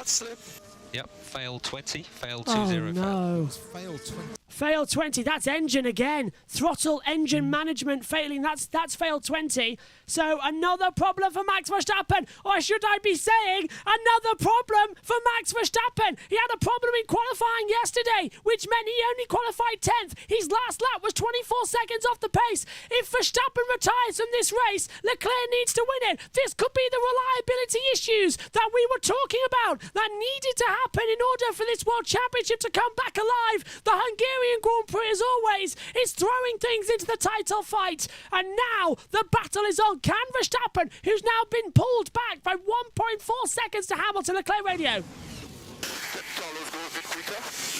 We are asking for it. Get Carlos to go quicker. Now, that's not a team order, is it, Josh? As is, I'm faster than Sainz. That's because Sainz has got the fastest lap. So that's basically, let's work together to get George. And the gap's down to 1.8 now between Sainz and Russell. So they are. And Ferrari thinking about a pit stop. And they're into us. Look alike there. It does look like Carlos Sainz, doesn't it? That's one of the other Sainzes and one of the other Carlos Sainzes, because his manager, who is his brother-in-law, I think is also called Carlos. And there's 3 Carloses in that family. What I find weird is that Carlos's sister married someone who's got the same name as a brother and a dad. Up here, they just have to stay in front, as you said, Crofty, of the Ocon-Alonso battle, but the Alpines are quicker than the McLaren at the moment, and by some margin. So they really need to make a decision what they're going to do, McLaren, with Lando. I think he's going to make a stop soon.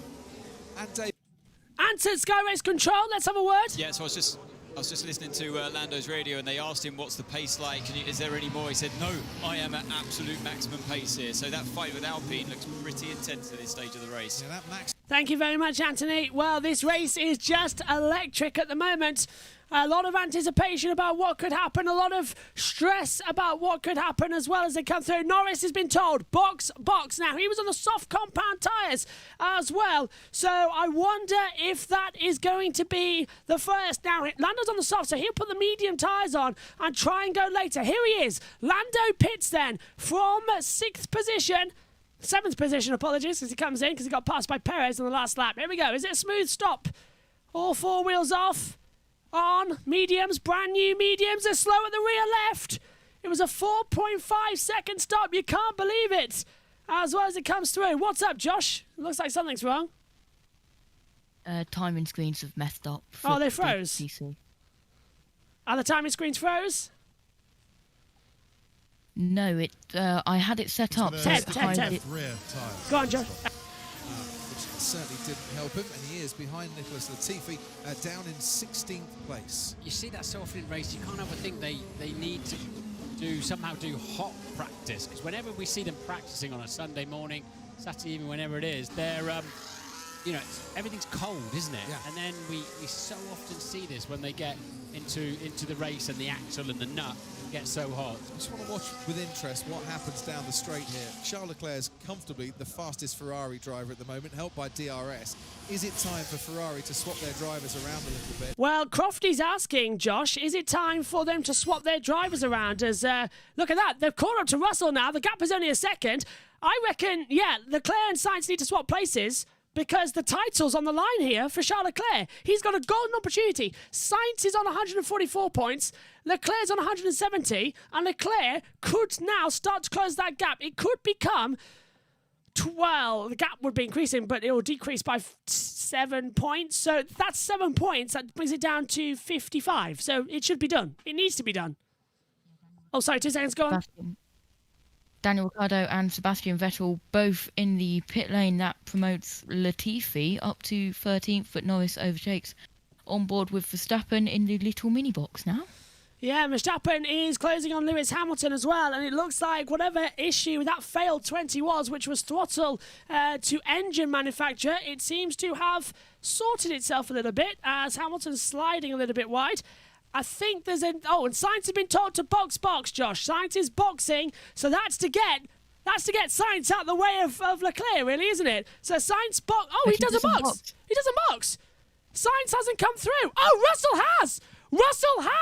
So it's a dummy call from Ferrari, and it's worked. What are Mercedes up to? Russell pits, comes in now, and the overcut isn't going to work. The undercut is. Oh, but it's a slow stop going to the mediums. Ted. Not Ted there. It's a 3.2 second stop. I don't believe it, Josh. Dummy call from Ferrari and Mercedes.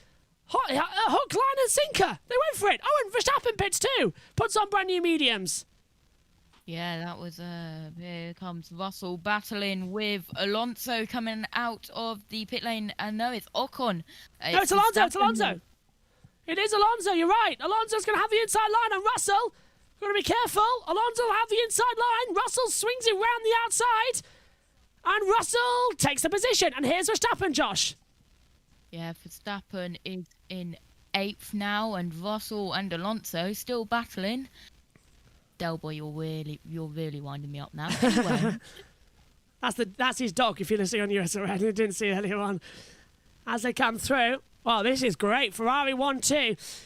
Turbo says, Max, chill, there are kids here. That's for the swearing. And then Abby says as well, that's Steve's Turbo. Yes, freaking yes. Max is out yet, not just yet. It's fair to say that I'm disappointed in McLaren who couldn't do anything so far. They look promising this weekend. They really did. And here comes Sainz to pits. And Sainz to pits. Charles Leclerc takes the lead of the Hungarian Grand Prix. Now this needs to be a super stop from Ferrari. No messing about. We've opened up the pit stop clock. Russell, can the undercut work?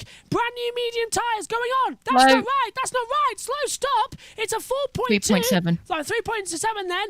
But Josh, he's gone medium to medium. He's gambling on the rain. He's going to have to do another stop. It's a 2-stopper. There's Russell coming down the straight, passing against him an Ocon. And Russell has the net lead of this Grand Prix. He's gone out ahead of Carlos Sainz. Brilliant from Russell.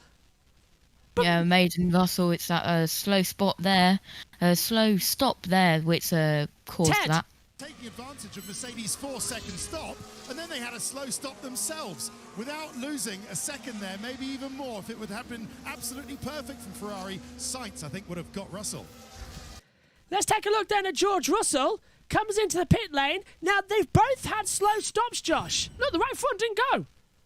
Yeah, but Russell a little bit faster than Sainz, it looked like, in the pit lane. I believe it was a 3.5 to a 3.7. Yeah, I think it was. You're bang on there, correct. Oh, wow, this is fantastic. That was a complete guess. Sainz down 4 places. He's down to 6th. Leclerc leads 10 seconds to Lewis Hamilton in 2nd. And if that rain comes down now, everyone who's just stopped has lost their advantage. How long can Leclerc and Hamilton go on these medium compound tyres to try and take full advantage of that rainstorm that should be coming any second? Because it was in half an hour of the race as Perez dives into the pit lane. He was also on soft compound tyres. Magnussen's on hards, so presumably this is Perez to put on medium compound. And yes, it is Sergio Perez into the pit lane, and here, side by side, that is Sainz and Ocon. Sainz going around the inside of turn 1 and gets the move done. Perez rejoins in 8th position then on the board as well, so that's a good news for him. He's dropped down to 10th now because Schumacher and Bottas pass him, and I think Zhou might be fancier than the Red Bull for dinner as well. So Perez is back where he started as well if Zhou takes him, which it looks like he's going to. He backs out of it, so Perez just keeps him behind. Latifi is into the pit lane as well. Let's see, have a look at Gwenwyn as well is saying as well, it's fair to say disappointing. McLaren couldn't do anything so far, even though they look promising this weekend. I read that out again because we were rushing the last time. And Turbo says, Abby said, Josh, I have a question. Quit streaming and have a ticket to every future F1 race, but don't quit streaming and nothing. That's a tricky question. I'll have the ticket for every race, but I'll take my streaming stuff with me because if I've got my phone, I can just go on Discord. Yeah, I can just go on Discord and Megan can be here. So take the ticket and take the streaming. I'll take both. I'm greedy. I don't like to lose. I'd rather quit. I'd rather not quit streaming. I'm loving it. I'm loving commentating. And I'd rather be at the track commentating as well to all of you on the TV so we can all watch the pictures at the same time. Hamilton with a super stop, 2.8 seconds. And he's put on the medium compound tyre again, hasn't he, Josh? So it's a two-stop race, this one. That confirms it. It's a two-stopper. Everyone's going to have to stop again as Verstappen passes Fernando Alonso down towards turn 1. Yeah, it looks like it is going to be a two-stopper. Everyone is aiming for a two-stopper. Except Kevin Magnussen. No, Magnussen will have to stop again with only 6 laps on the medium and 12 laps on the hard. Perez passing Bottas, I think, into turn 1. Yeah, Perez up to 9th. Bottas down to 10th position then as well. And he's got that one done quite quickly. Oh, they both lock up. Oh, wow. Synchronised lockups there at turn 3. Now, we saw that in the beginning of the pre-show, if you were joining us then, where 5 cars locked up on the sighting laps to the grid. As there's loads of carbon fibre debris being showered all over the circuit as well. As Verstappen is 5th at the moment. Average pit stop is a 19.7 second lost in the pit lane. Leclerc has 18.4 to Russell. So at the moment, Russell will take the lead by just a fraction. Here's a replay, though, Josh, of Perez passing Bottas.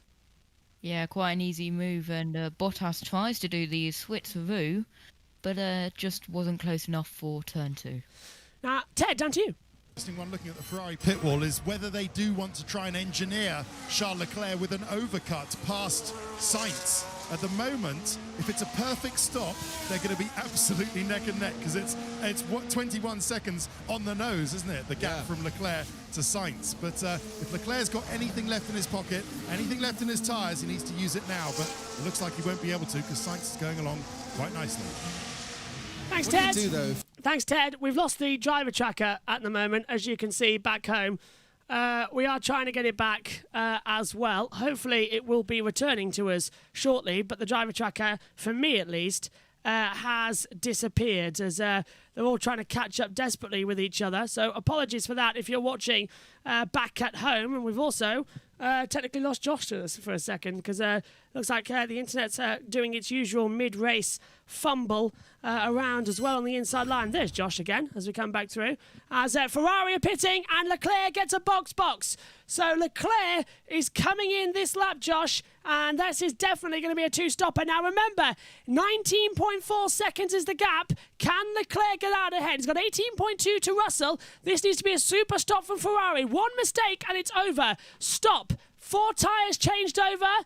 Drop it away. It's a 2.9 second stop, but was it good enough? Down now.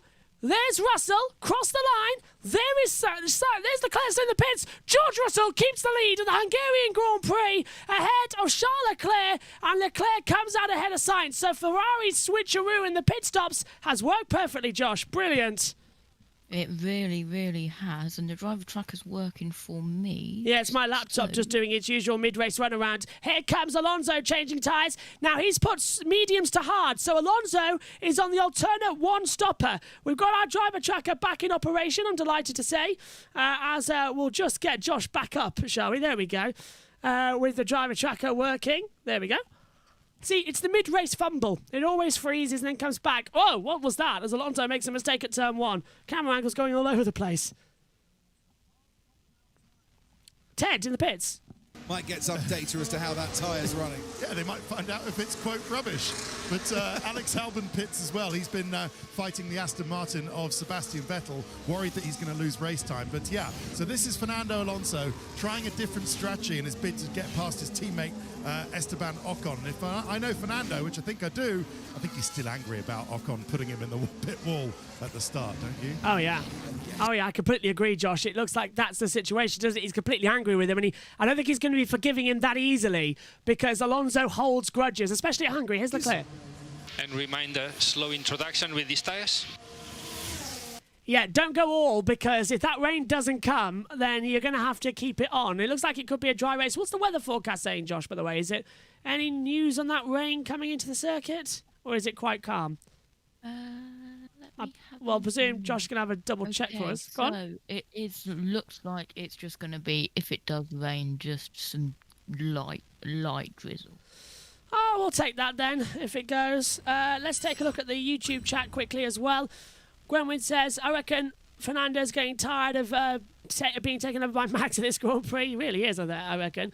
Turbo or Abby says, "Hey Josh, I think this may seem stupid, but I think Mercedes is hiding their car's true performance for the mid-season, and the later season their part is very intense and needs a lot of focus in the car." I think you're right, you know. I honestly don't. I agree with you completely. I don't disagree whatsoever.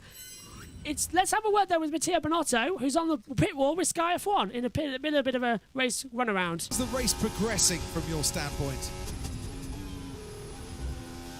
Oh, is Matteo there? We're waiting. Matteo was there.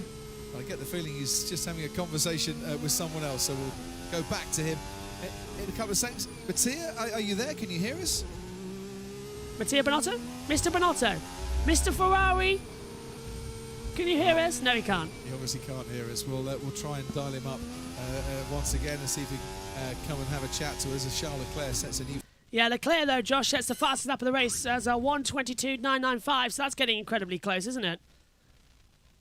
It really, really is. And Ocon into the pit lane. Here it is now, medium to brand new hards. So, and it's a slowest stop. It's a 4.6, so a very, very slow stop there. And could they be going for one stop, maybe? Well, medium to hard, definitely I think that's a one-stopper as the confirmed strategy because...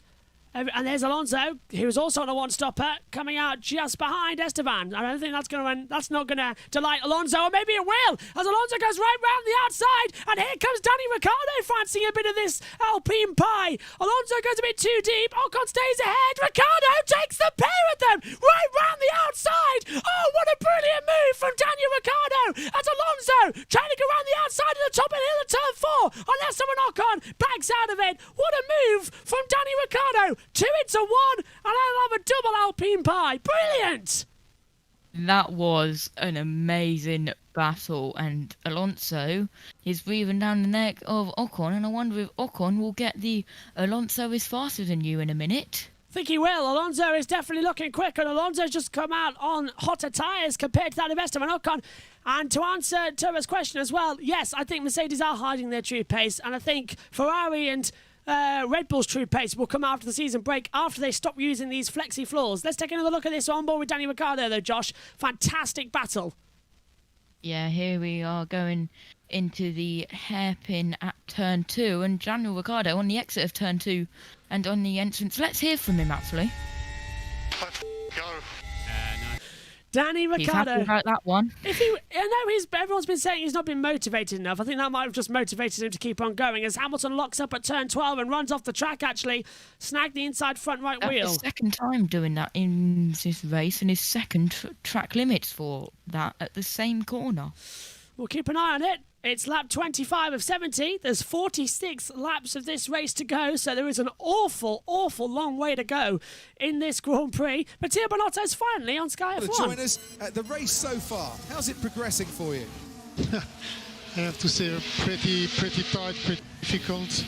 It's very challenging on tires. I think obviously George was on soft tires, had some graining, starting the grating. We were pushing him. I think obviously at the pit stop we hoped to undercut him with Carlos, but we made a bad pit stop. But now still second and third, keeping up the pace for the last pit. I can see that Charlie is pretty fast. And why do you think the medium compound hardly went any further than the soft compound? I think they could, but we had to protect as well from behind, so we had to stop at some stage. But they did, because at some stage certainly the soft were degrading, while the medium was still on. 26 laps into this race, are you worried about the pace of Verstappen? I'm not. I think his pace is as good as ours, not a surprise. He's there, he's in the battles, both positions, very close. He will have the possibility of the medium to the last stint, while we do not have it. That will make everything more interesting. Yeah, can't wait for the final stint. Thanks, Matteo. We'll come back to you a little later if we can. Charles Leclerc is now getting tantalisingly on the edge of entering the DRS zone, where he can attack George Russell with another 16 kilometres an hour of extra pace down the straight. So you remember I was saying Verstappen was hovering around 10 seconds off the lead. He's now 6.7 seconds off the lead. 2.7 seconds behind his rival, as you can see on the top of the screen there. But that's quite interesting. They're all lapping around the same pace. I think they're in tyre preservation mode at the moment. but I wouldn't count any of that top 4 out. And certainly Russell is going to come under increasing pressure here now. He certainly is. Just looking at that hard compound tyre, Ocon and Alonso as well, I'm not sure it's giving them the pace that they need at the moment to get them a decent points finish here. Lewis Hamilton's been warned about... Oh, track limits again, turn 2, yeah. Applied the brakes and locked up at the bottom. Go on, Josh. As Josh returns to the commentary box, thank you for Sky Sports F1 for just filling in there. So one more, and that will be a black and white flag. Yeah, and, Ted. He should have been clear of that Alonso battle, but they had a problem actually getting the rear of the car jacked up, and so he lost a second or two in his pit stop. So they couldn't get the jack up at the back. That's what cost Alonso in the pit lane. Thanks for that, Ted. As it's lap 27:44 to go. Yeah, I just ran off to the other commentary box to get the OBS set up and starting as well. They had Sky F1 in there, so I haven't missed any of the race, but I just ran out the box for just a second, and I picked my Mattia Binotto moment well. So remind me to thank Mattia, because that 5-minute delay of him actually helped us a lot as they come through. Russell leads by just 0.6 of a second then to Charles Leclerc. Here is the battle brewing now as well. Russell leads on the mediums. Leclerc is going faster, faster and faster, and the battle is well and truly on. This is going to be absolutely epic as we head down towards turn 1. Leclerc's got the DRS. Is he going to go for a lunge? He thinks about it round the outside. Russell keeps the car perpendicular to the track as well as we head back through. Russell makes a little bit of a wiggle through the exit of the corner. Sainz isn't in the seats. Leclerc goes around the outside of Russell. And this is going to be Leclerc's position. Russell sends him wide and keeps the lead of the race. Leclerc nearly had him there, Josh. That was a great battle. Russell's middle mistake cost him there.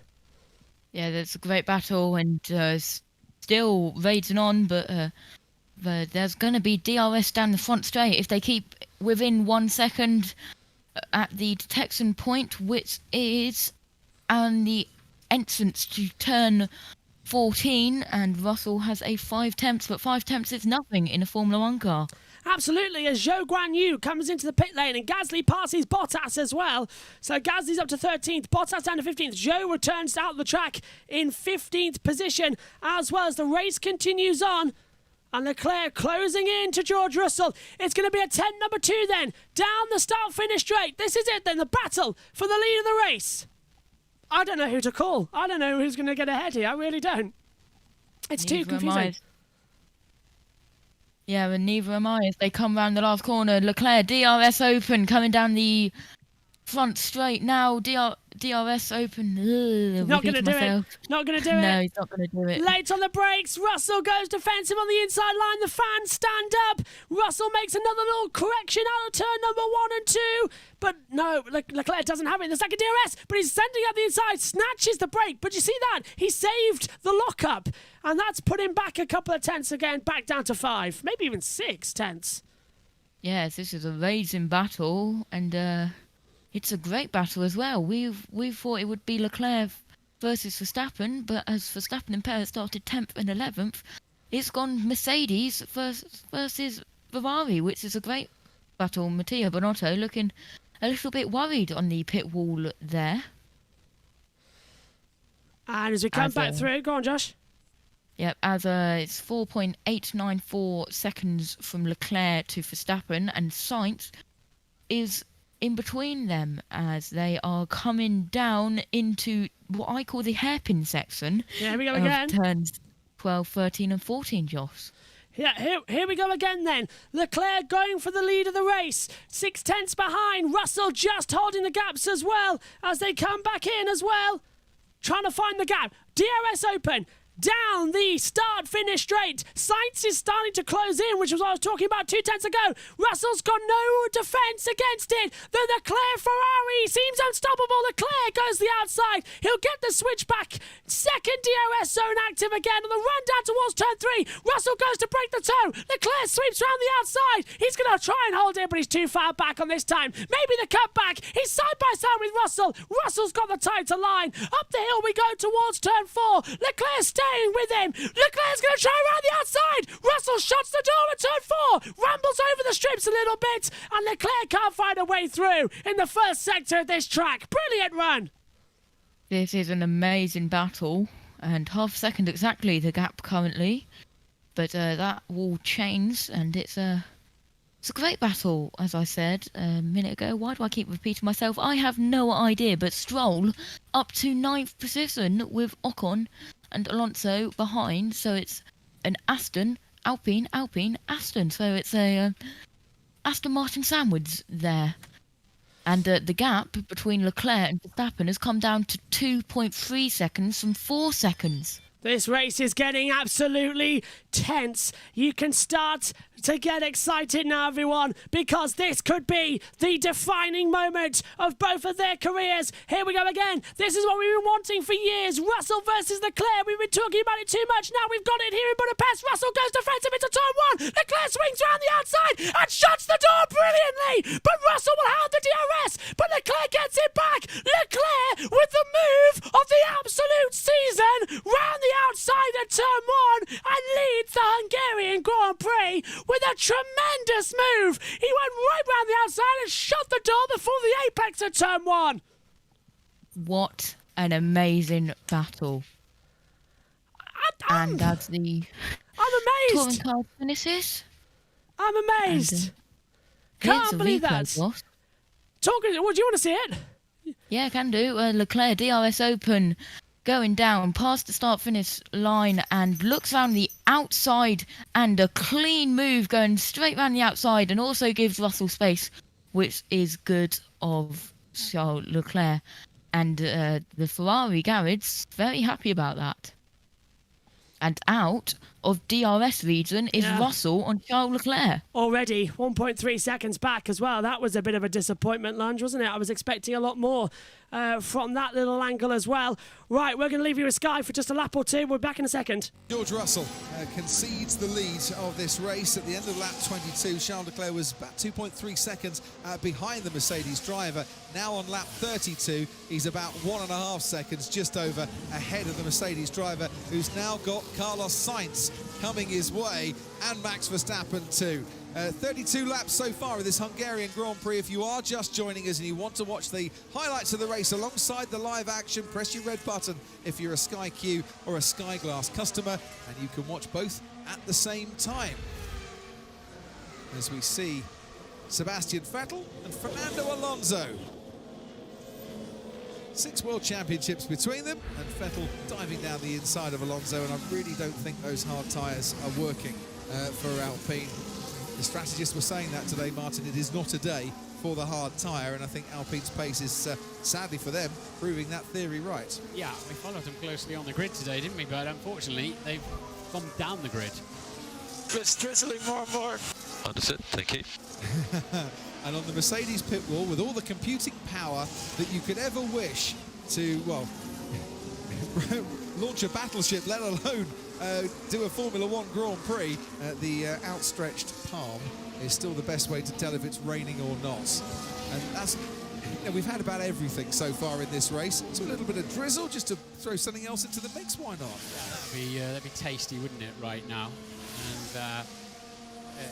And the you know, if it starts to rain, it rains like crazy, doesn't it? So they'll have to be straight in the pit, and it could almost depend where you are in the lap. But as it happens, the 5 front runners are all pretty close together. 10 seconds covers the 5 of them. And the man in 5th has actually got the best pace of them all currently, and that's Lewis Hamilton. And to you at Sky Race Control. Yeah, just a quick one, Crofty, that all the drivers complaining now on the radios. I can hear that it's starting to spit with rain, but their engineers just let them know that it's going to pass. It's just a few spots of rain at this point. It shouldn't get any worse, famous last words. But all of this fighting with the Alpines and then the fact that they're on the hard tyre is really helping the long runner of Lando Norris. I've been listening to his radio, and he's on plan B, which I'm guessing, going long, is a one-stopper, and yeah, certainly helping his cause on those mediums. And he's pretty happy with the balance of that car at the moment. Yeah, stopped on lap 14, Martin, to get rid of those soft tyres. Yeah, in the next, yeah, indeed, in the next few laps, the leaders are going to catch pretty much the rest of the pack, so have to lap them as they obviously they're obliged to get out of the way. But on a track like this, it always slows you down a little bit. It certainly does. Right, so if there's rain in the air, Ted Kravitz, I hope you found some shelter. Yeah, I'm always prepared, Crofty. Let's just put it that way. There isn't really too much rain at the moment, but I'll let you know if it comes. But just to underline what you're saying about Lewis Hamilton, safely into the 123s. The only man last time round was Leclerc, but now Russell picks up the pace, Sainz picks up the pace, and Verstappen as well. So Hamilton's pace now being matched by the four in front of him, but he's still turning in the good lap times, isn't he, Crofty? Last time round, Leclerc 23.3, Hamilton a 23.3 as well, with Russell, Sainz and Verstappen all slower. So Hamilton is finding good pace on this tyre. Just to let you know what's happening behind with the battling Alpines, it's Fernando Alonso, still can't get past Sebastian Vettel, and that's between him and Ocon.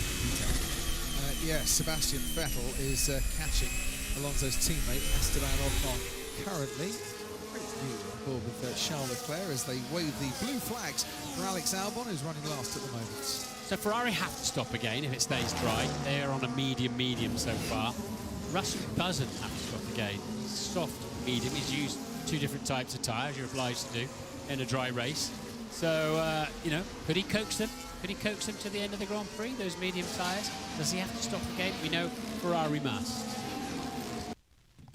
So the rain is starting to come down here at Budapest as Sainz continues to be closing down George Russell. He's got the DRS on the run down towards turn number 1. Blue flags are out. Sainz looks to the inside line. Russell shuts the door as that's a pit stop, Josh, for Yuki Tsunoda coming through.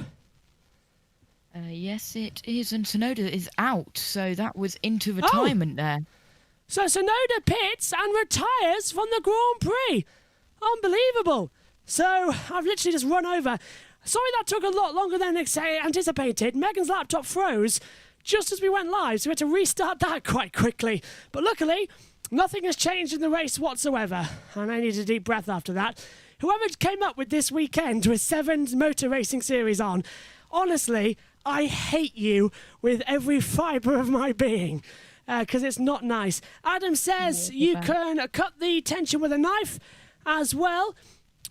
Oh, that's Tsunoda spinning. Tsunoda's back out on the track and he's gone for a spin. Maybe this is for retirement, Josh.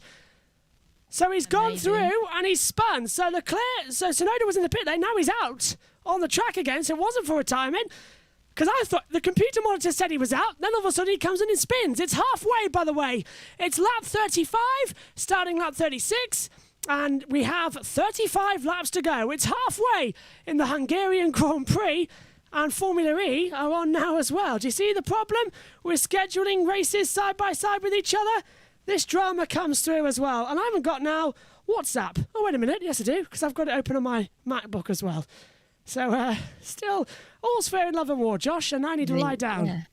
God, I'm sweating the amount now. of behind-the-scenes planning that's come down, and I am currently putting the touring cars videos into a folder and sending it to you. Thank you very much. There's a few drops around the track then. This is what happened to Yuki Tsunoda. Blue flags are out, coming into turn 6 and 7, hits the apex, going to hit the curb, and loses it at the exit under acceleration. So easy to do if there's a bit of moisture on the track. That part of the track, the 6-7 chicane, is horrible. We saw that happen this morning, actually, to Gothel as well in Formula 2. So it's just slippery out there. Not yet for intermediates. Just the perfect amount of slip as Sky helped us out for a few laps there with commentaries. As Vettel is closing in. Ted. Crofty, that's where other drivers are reporting spots of rain. Lance Stroll's there's a bit of rain around the back of the circuit as well. But there's medium tyres working really well for Aston Martin, aren't they? Stroll P9, Vettel, as you've been saying, P11 with their new revolutionary rear wing, which is working really well for them in race conditions. But I just wonder whether Alpine, the cars you're looking at now, are thinking whether this hard tyre is indeed, quote, rubbish or not. Sorry, Martin, I called it. Actually, Kevin Magnussen's just come into the pits to get rid of the hard tyre. So if they are thinking that it'll repay them with durability on a one stop, well, that's the only hope they've got, really, because it's not quick at the moment. Now they look. Thanks, Ted, as the rest of the field come through. Pit stop window is now open, Josh, for a 2-stopper. If lap 42 to 48 for the medium runners. That is Leclerc, Russell as well with Sainz. And I don't think Russell can win this race. I think my pick a winner of Leclerc could just win it. Because I think it was always Ferrari's open goal. But come on, George, we want you to win. But here comes Sainz, here comes Verstappen. And Verstappen's past Hamilton. When did that happen? Was that when I was away? Yes. Was it a good move? Yes. I hate the person who designed this weekend. Absolutely hate them. It was an all-right move. Oh, well, apologies, everybody, for missing that myself. At least we got back as well. Adam says, yeah, you can cut the tension with a knife as well. It's absolutely fantastic out here today. A little bit more rain starting to come down. In fact, that's a brolly I've just seen go up in the grandstand area on one of the other cameras. So there's a brolly up. Let's just see if that rain does come down. Ted's in the pits, so I suppose he'll tell us if it's raining or not. Josh has got the weather forecast, which will tell us if it's scheduled to rain. And it's raining, he says. It's raining. So just light sprinkles coming down here at the moment. The dark clouds hang over. There! It's raining at 3. It's raining at turn 3. It's extremely slippery now for some reason. It's raining. Here it comes! Look at the rain! It's now, look at that big gaggle of rain approaching! With half the race gone, half the race remains, and that next half is going to be an absolute rainstorm!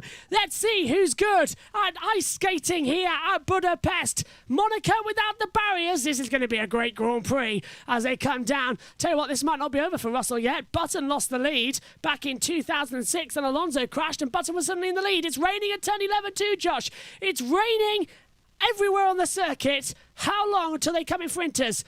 Struggling with the rears, says Russell. He's done too many laps on those tyres, Josh.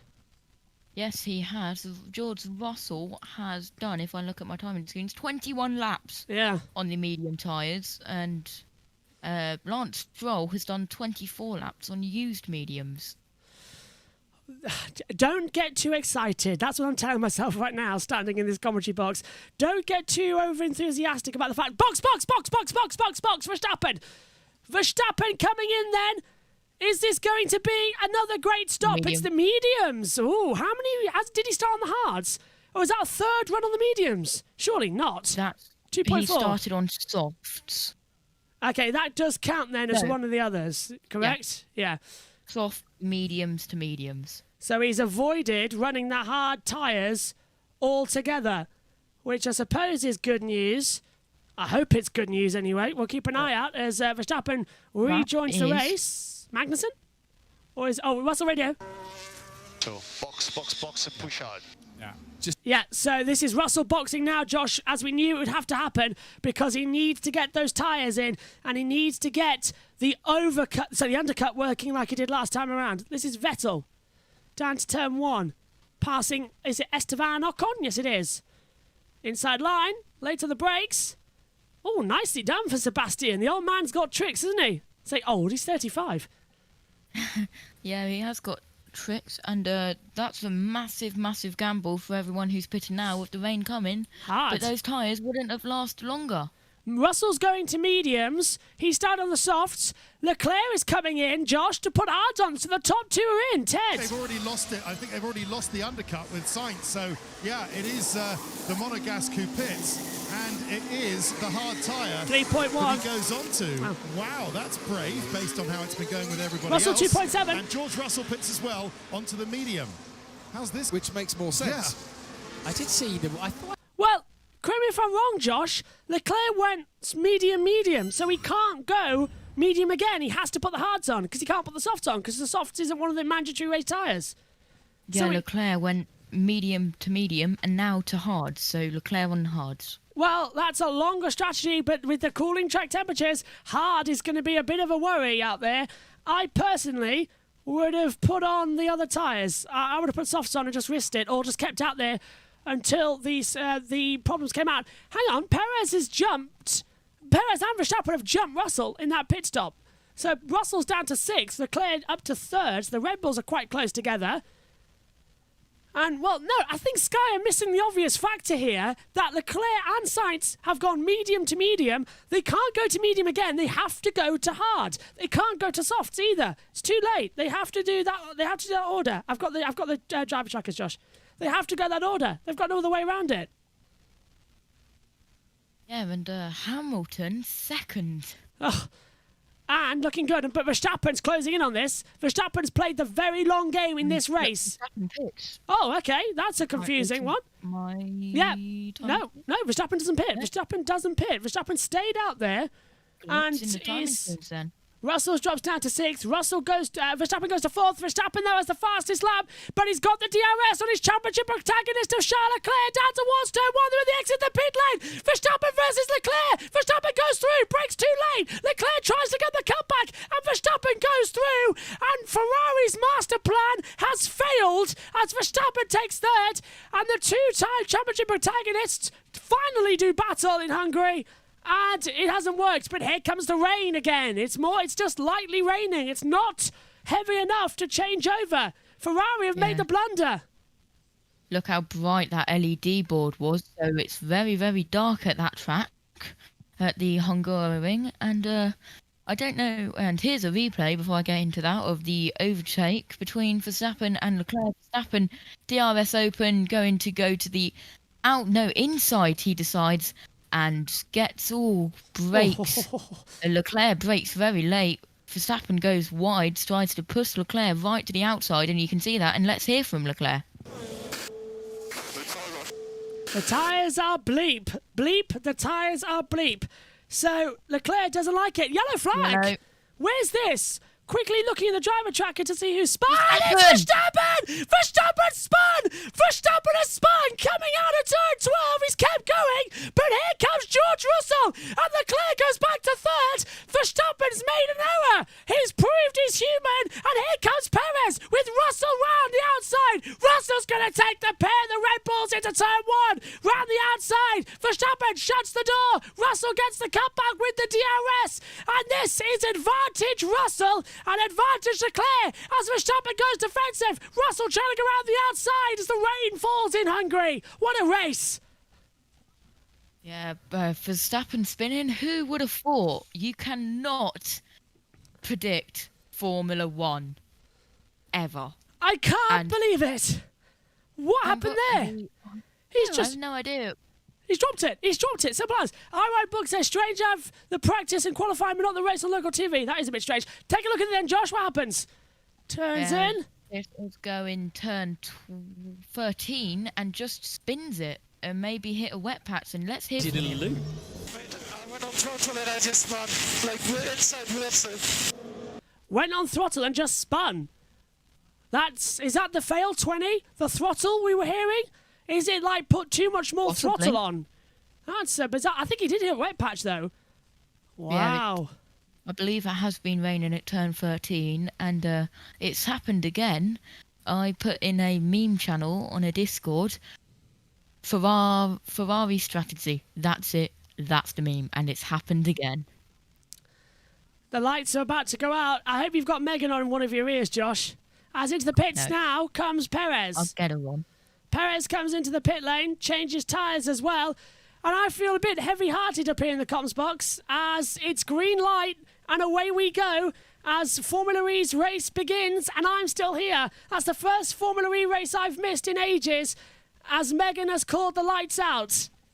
That was enthusiastic from Megan as it's a 2.7 stop time for Lando Norris.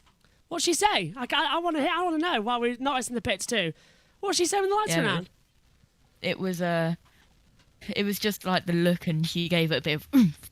Oh, well done, Megs. Go on, girl. Go on. Megan's going to really dominate that. That's the first time Megan has led a World Championship commentary. What are you on about, Josh? They've just said crash. Oh, is that already? Oh, dear. Well, Van Dorn, apparently. Oh, that's the championship done then for Stoffel. I'll tell you what, though. That's the first time Megan has ever led a World Championship commentary. It's the first time she's led Formula E as well, because usually I do that with Edward Hunter, and yesterday was yourself, Josh, as well. But Megan's now commentating on a Formula E race, and I'm not there. Go on. Verstappen DRS on Leclerc, Josh. Yeah, here we go down towards turn 1. Verstappen trying for a late lunge as well. Leclerc shuts the door, but Verstappen will have the DRS coming in towards turn number 2. And I don't think he's got it this time. Leclerc just ahead after Verstappen's little error a couple of laps ago. He's trying around the outside, but it's a pointless exercise. Gwenwyn says, I still new to F1 and learning rules all the time. Verstappen was racing in the pit lane exit there. What's the difference? If you're coming out of the pit lane after a pit stop, you're not allowed to cross the white line. If you are racing, you're allowed to use the entire track. It's the white line at the end of the track that you're not allowed to cross, but you are allowed to cross that line if you're overtaking. But it's only when you're coming out of the pit lane and going in, you're not allowed to cross the white line. That's the rule, isn't it, Josh? Yeah, so the pit lane here, the pit wall's there and the track's there. If you're coming out of the pit lane, you cannot cross that white line, but if you are on the track and going for an overtake, you can use the whole track, which means crossing. It's only for pit exit. Ted. You have to pray, like that mechanic is, that Carlos Sainz can get it to long enough position where he can put the soft tyre on and go to the end and be some kind of threat to Max Verstappen. Cheers, Ted, as they come back out there on the track. Didn't have time to have a sip of my drink, actually. As here comes Verstappen once again, though, down the start-finish straight. He's got the DRS on Charles Leclerc, down towards turn number 1. Leclerc goes defensive. Verstappen sweeps around the outside into turn 1. Leclerc has the advantage of the exit, though. But here comes Verstappen, sweeping round the outside to take third. And again, that didn't take long to rectify his own mistake. And Leclerc's got no traction whatsoever on these hard compound tyres, and he's struggling massively, Josh. Oh, there's a yellow flag in Formula E. That's nice. Something's happened there. Say again, Josh. That was Tixham. Oh, he's in the wall? Oh, yes, he is. I can see on the driver tracker. Let's have another look at Verstappen versus Leclerc then, down towards turn 1. Was that moving in braking zone there? I think it was, you know. Leclerc did go to move in that braking zone. Oh, dear. Not great there. That's a bit of a worry on my part. You have taught Mrs. Burt's well. Is she doing really well? Oh, Megs, I'm going to watch your commentary later on when I watch the Formula E later on tonight. It's going to be really weird for me watching a Formula E race and not commentating on it. Like, it's going to be really weird. I've not missed a Formula E race since Putrajaya Season 2, and I even commentated on that one later. I've not missed one in years, and I am feeling a bit weird standing in this commentary box, not commentating on Formula E and commentating on the Formula 1. I feel more weird if I was commentating on Formula E rather than Formula 1, though, as I think in Formula E, have I said that enough for you and to annoy everyone? The safety car's out, yeah. But it's okay here so far. iWriteBook says, I have the race on ESPN. The crazy DVR isn't recording the race, but it did the practice and quali. This isn't the first time. Oh, dear, that's not very good over there in America on ESPN. Hopefully that gets fixed soon as well. And we tape every race anyway. We tape every Sky F1 broadcast that happens as well. So if anyone ever misses it, you've got the email in the YouTube chat. Drop me an email and I'll get it. Do you say same? Do you record them as well? It's just fun, isn't it? Oh, Verstappen. Light whistles from Verstappen. Understood. Yes! Someone's very excited and replied with understood, and Albon overtakes Tsunoda for 19th. Well, we've got 24.5 laps to go. We need something to get ourselves excited about because the race is turning into a bit of a procession. So it's going to start light drizzling. And look, it's happening now. Come on, just let it really heavily rain. Put out the safety car, bunch everyone back up and let them just go. Soon. Oh. It is going to soon. But I don't know if it will reach the time for the end of the race. Hamilton, tyres are still okay, mate. Oh, this is getting so stressful. Come on. Just give us a good race for once. Make sure it's all okay. There's the rain at turn 3 that we've been seeing all the time. It came there in Formula 2 this morning as well. As Megan is commentating really well on the Formula E. She did. See, Megan has been preparing for this for over a month. She does the occasional Formula E race, but she joined us in New York, and she's been doing every single session this weekend of Formula E, and she's been preparing for this very moment of the race. As I needed that drink. Doing quite well, and Perez, fastest lap with if I have a look, it was a...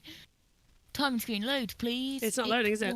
Oh, Ted's going to save you. I'm just thinking about the strategy with the tyres. Completely agree. Well, having watched the Alpine struggling so much earlier on against their fight with McLaren, we was just seeing coming to the pits now. They were struggling so much on the hard tyres.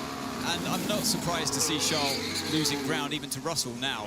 So they keep telling him on the radio, look, it's a long race still. Sainz, Everyone's in. Sorry, Anne. Ricciardo, Stroll, Vettel, Gasly, all in the pit lane, and Carlos Sainz, the race leader, is coming in as well. So Sainz, who was leading this race, pits. Lewis Hamilton takes the lead of the Hungarian Grand Prix, a race he has won 8 times in the past as well. He's the most successful driver at this circuit. It's a slow stop for Sainz.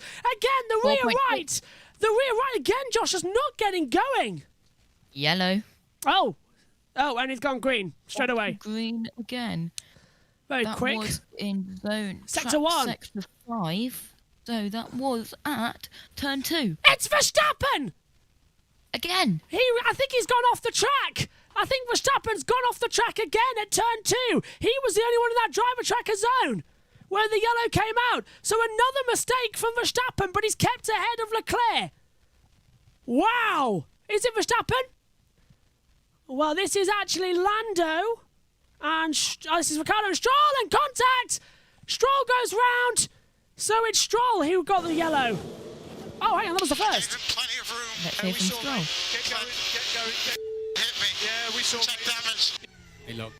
Yeah, Ricciardo locked up and hit the side, but that was the first yellow. The second yellow was Verstappen going too deep into turn 2, so Verstappen did make a mistake as well. Sainz has gone to the softs, and the rear right, Josh, just didn't go on. That's the second 4.6 second stop, and I believe the second 4.6 second stop for Ferrari as well. All the Ferrari's pit stops have been slow. The Ferrari strategy not working again. And they've dropped it now to 5th and up to 3rd. They've thrown away a perfect opportunity. Mercedes have been sort of there and thereabouts, but here comes Russell to try and take Leclerc. Now, presumably, Hamilton and Verstappen must stop again. They're on the medium compound, and I don't think they can make it to the end of this race because they've got 22 laps to go. Russell can make it to the end of this race. Leclerc can, but he's complaining about the tyres. This is Leclerc's open goal race victory, I believe. I really do now start to believe it could be Russell. It really, really is. And the Hungaroring is the first winner ring, should we can nickname it. And it's produced some great racing this year. Race has gone back to green in Formula E as well. I can hear Megan talking about it. Well, I can't hear, I can see her as well because we've opened up that live streaming box as well. Now, when they finish their race, ours should be just finishing at the same time. And then we go on to British Touring Cars, and then the last race. And then we are so nearly past the danger point. And then tonight I'll watch the Formula E race as well, probably with Megan's commentary. And you will enjoy. Oh, I'm looking forward to that. I'm really proud of her. FIA stewards. Turn 2 incident involving Stroll and Ricciardo under investigation for causing a collision. And here he comes again. Stroll's going to have another go on the inside line to try and attack. This time it's clean, and Vettel passes further back as well. Zhou Guanyu into the first corner and makes a nice little move on the inside line as Zhou's got a blue flag out there as well to get out of the way of Hamilton and Verstappen. Hang on a minute. We've got 21 laps to go. It feels like 2021. Hamilton leads, Verstappen second. All we need is Bottas third, and the Holy Trinity is back together again. But Bottas is 10th. Yeah. 5-second time penalty for Ricciardo for causing a collision. Fair, to be fair, I think. Lock up. Someone's off. Who's off down to the chicane? That was in front of Ricciardo, so Lance Stroll or Valtteri Bottas. Yeah, Lance Stroll. I don't know what's happened to the driver tracker. I'm going to see if I can get the laps. There we go. It was missing like 3 cars from the driver tracker. So we've opened that up and made sure it's okay. Are we okay? Lap 50. Yeah, all okay to me. As we take a look. 2 sparrows just came straight up to my door. Oh, that's not bad. All nice, I suppose. All's fair in love and war, Formula 1. Out there as well. There's a look at the complete view then with the driver tracker updated. As I think we're going to hear from Ted soon. But there's a lot of action right now as Megan's constantly thinking if I'm going to be back in the box, but she knows I'm not. As well as there's some more action going on at the front. Say again. Oh, hang on a minute. Look at Russell. He's right on the back of Leclerc, Josh. Russell's there. Russell's going to go for it. The net lead of the race. Can he do it?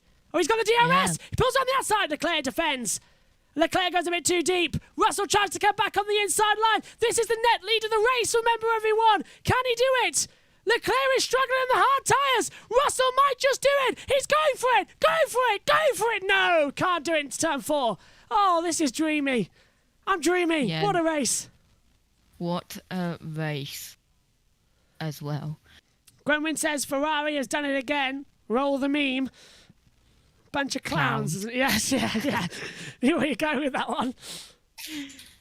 Perez got the fastest lap of the race, though. I can't see what it is, though. It's a 1:21.940. You've got the app, I haven't, because Megan's nicked my phone now, and she's nicked my iPad. And that's why there's been no other team radio in this race. Oh, Hamilton box. So that's the race lead over then for Lewis Hamilton, I'm afraid. That's a bigger shame. As this onboard camera is a bit glitchy for me. Let's get it back on, thank you. Hamilton boxes. Max Verstappen takes the lead of the Hungarian Grand Prix, but Max has got to stop again. Oh, brilliant, Josh. Well done. You've got the pace, mate. Yes, you can. Oh, and Hamilton has a good stop as Vettel passes Lando, and further back, Russell's going for the move. Oh, he fails to get through. He had a thought but couldn't get on as Vettel passes Ricciardo, and Gasly and Zhou go side by side again through the first couple of corners. Great little battle brewing here, but Russell just can't get through. Down turn 3, Leclerc drifts it wide again. Russell taking the tight line. This is the battle for the race because Leclerc's now second, Russell third, but Verstappen has to stop again. We are watching the battle between Leclerc and Russell for the first ever race win of George Russell. Can he do it? There's another yellow flag. Insane. Oh, Cassidy's off in Formula E. That's a shame. I like Cassidy. Yeah, Cassidy's good. And Perez still with the fastest lap. Had it for a couple of laps now. And shortly... We also to try and finish in the points, Ben. Yeah, understood, mate, understood. But you need the tyre to get there. So just think about your combined entries. Yeah, Lewis Hamilton has the most victories at this circuit. He's had 8 victories, twice the number of Michael Schumacher, who is the next driver on the list. Hamilton's won here 3 times in 2007, 2009, 2012, and 2013. His first ever race win for Mercedes. He won here in 2016, 2018, 2019, and 2020. No driver has ever won in a Formula 1 race 9 times. He nearly did that today, but the next lead could be his teammate as Russell goes to the inside line to try and pass. Charles Leclerc didn't get through. Trying around the outside now. It seems to be Josh that... Oh, there's the new halo fairing for Mercedes that they brought in this weekend. It seems to be helping with the aerodynamic packages as well as he's trying to get through. This Hungaroring track is so hard to overtake at, Josh, but we're not even into the 15 minutes yet. So the 15 laps to go where Ian Birch says anything can happen in 15 minutes. Yeah, Yellow div 2, yellow div 2. Down your front should be okay to the end. Ricardo. Thanks, Josh. Yeah, you're in charge of the radio today because we've got nothing because Megan's nicked everything for her Formula E broadcast as well. I am the whisperer. There's another look at the rain radar. Look at that massive cloud coming to the circuit. Now it's 5 minutes away. That's 5 minutes away, Josh. That's it. We're going to be in for a right battle. Russell needs to pass Leclerc now before or the race could be stopped. And we're past 75% distance as well. What does Ian Birch always say? The last 15 laps of these races are explosive.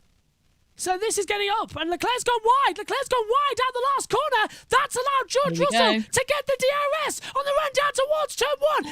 Leclerc's on defensive. Russell goes to the outside line. In towards turn number 1, and Russell's going for it. Leclerc goes in late. Russell shuts the door, and Russell takes the net lead of the race. And that is worth £1 million round of applause. The entirety of Kingsley have stood up and are now jumping up and down. He has the net lead of the race. And this is why. And yeah, there's the little twitch there from Leclerc, which allows George Russell to get the DRS and get a good run. This is why Russell should be in a Mercedes, and that's why he's got a Mercedes seat. Right round the outside, an amazing move by George Russell, and got it done before turn 1. Ferrari are worried in the pit lane. They know what that means. Sights on the softs, Leclerc's on the hard. Already a 1.5 second gap, Josh. Well, these tyres just don't work. They really don't. Look, I don't know what... Box. Yeah, I thought so. They're going to lose position to Sainz, but keep it to Hamilton. So this is now, just in case that rain doesn't come, they're going to put the softs on. But why bother? That rain's 5 minutes away. Keep him on these tyres and then jump it for intermediates. It's softs, Josh. It's an old set of softs as well. It's stickers. Because Leclerc doesn't have any softs left. So it's one of his 3 old ones. Well, this is turning up a thing for the books, isn't it? Into the stop he comes. Is this his 3rd stop of the race? A 3-stopper in Hungary? What is going on? Yeah, a 3-stopper in Hungary, and that is going on to the soft tyres. It's another slow stop. It's a really slow stop. Oh, okay, it's a really quick stop. I'll take that back. It looked slower, didn't it, on the TV camera? They did. I'm surprised, actually. They're saying it's 2.6. I thought it was a lot slower. Also, Josh, you will be happy to hear that Ian's doing a good job as well. So Megan and Ian, perfect pairing. Perfect. Well, Dad's always got the gift of the gab after being a taxi driver for 20-odd years. Yeah, Hamilton. And risk of light rain in 2 laps, but it shouldn't last long. Come on, just rain, please. And that's within 50. When that message was sent, guess what that would be? 15 laps to go. See, this is what I mean about Ian Birch as well. He is immensely good at finding this out. Because he can just find out. That's 15 laps. Everything's happening, Ted. Heavy rain. Oh, go on, Josh. Heavy rain in around half an hour. Oh, just after the end, damn. Those 2 tenths will make up all the difference then. All the difference. Just boxed themselves in, didn't they? They boxed themselves in, just like they did last time round with their opening tyre of choice. But yeah, they couldn't really do anything. They had to put the hard tyre on after going medium. Let's go to the soft, see what happens now. Max Verstappen still keeping the pace really well on that medium tyre. He's done great tyre preservation, solidly in the 122s, as quick as anyone out there. Hamilton now on a 122.5 on the soft tyre. He's going to be the threat now to the Ferraris. Lewis. Yeah, Hamilton, 7.5. Thanks, Guy, as they come through, as myself and Josh still here in the box, and there's a load of anticipation now. So the question now is Verstappen going to get those tyres to the end of the race? I really don't think he is. No way, shape or form. He's 9 seconds back. Verstappen is on 17-lap-old mediums, so I say no. He's going to have to stop again, probably for soft, so he's gambling on the rain. Russell is catching him at a rate of a second per lap. And this is Russell's. This is great. Russell's had to fight for it as well. It's not been a gift. He's having to fight. So here comes Gasly, passing Vettel, I believe. Oh, it's Ricciardo for 13th and 14th positions. That was a cutback. That was a good switch around. Going round the inside. Going around the inside for turn 1, outside for turn 2, and gets the move done. And the AlphaTauri garage looking a little worried with Gasly down in 13th and Tsunoda down in 20th. Here is George Russell, the man of the day, my driver and many people's driver of the day. Absolutely. Position 10, BP plus 1. Have to try to fix the 465. BP plus 1. We need temperature on left, that's why you're losing it. So they're getting up there. Hamilton's done the fastest lap, a 1:21.560. Mercedes seem to be back in time now. They've got last year's car secretly as well, because that's not this year's car, not that dog. It's definitely the 2021 car. I'm 99% sure. This is definitely great. The 2021 setup, but with the 2022 rear wing. Or secretly, they might have the 2021 rear wing. We don't know. Well, they did change the rearing downfalls, didn't they, for this race alone? Humperdinck. 15 laps coming up. Josh says as well. Yep, you're right there, Gwenwyn. Last 15 minutes as well. Yep, 15 laps are in. Humperdinck says, watching Ferrari strategy is painful. Adam says, amen to that one as well. Grumman said, if Max can get those tyres to the end of the race, just take second, no point pitting. Hurt the guys on hard, so if your front left's in good shape, there's opportunities here. Who's that? That was Stroll's engineer saying, hards are going to hurt the people if it rains. Yeah, and who's on hards? Norris, Alonso, Ocon, Bottas, Ricciardo, and Alonso on 35-lap-old hards. Oh, he's done for there, isn't he? As fastest lap goes to Hamilton again with a 1:21.386. So Hamilton's got that bonus point once again with 13 laps to go with the Hungarian Grand Prix. Actually, how long is that? No, I can't do that. I can't go straight from here to Formula E. That's not possible. I've got to go straight from here to British Touring Cars. I can't watch any of the Formula E, really annoyingly, as well. At least it keeps it a surprise. So when you watch Megan commentary over it and the AWS graphic, I do not trust. I don't either. I don't trust that in any way, shape, or form. Yeah.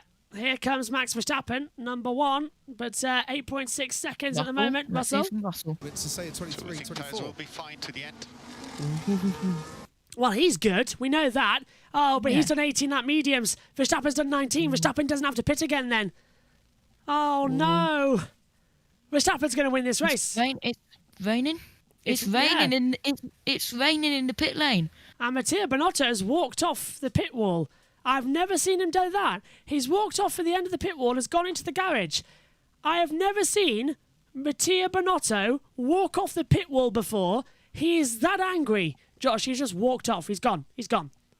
Yeah, and Mattia Binotto down on the pit wall. Mattia, hello?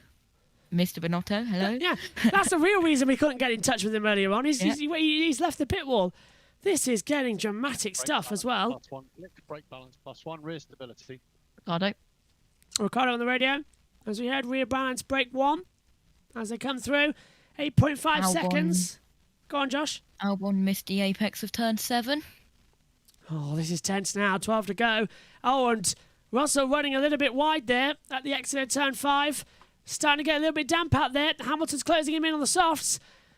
Ted. I think he's just going for a comfort break, but I wouldn't be surprised if he's going early on his summer holidays, so he doesn't have to do any interviews after. Well, he'll be sacked after, won't he? He's just walked into the motorhome. Yes, this is an amazing race. So quick one on Lando Norris. He's on the dreaded hard tyre, but actually has enough margin over the Alpines behind him. He's got 12 seconds to Fernando Alonso behind him, and is lapping at the same pace. So Lando looks okay in 7th. A very entertaining race for the last points-paying position between 10th Valtteri Bottas, who under the radar has had a very good race. He seems to be okay on the hard tyre.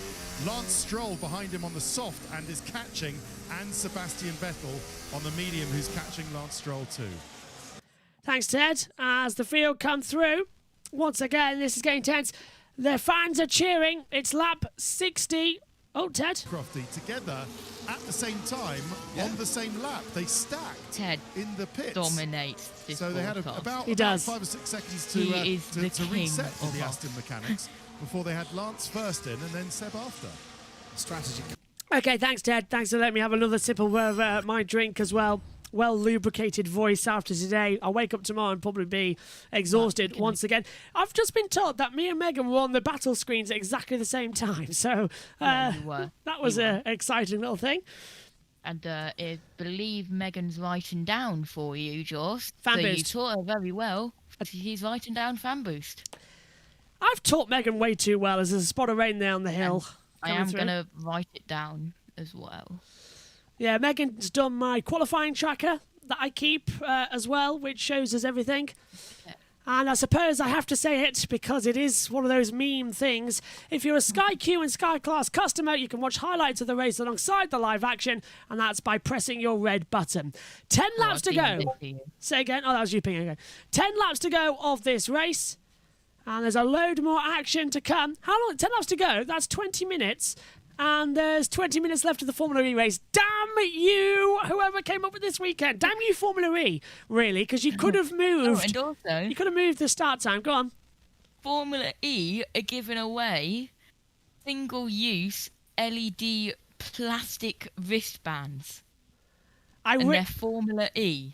I really hope Edward Hunter's picked one up for me. Ed, if you're watching the... Oh, you're not going to be watching. 2 seconds, Sainz. Russell tires look important to know.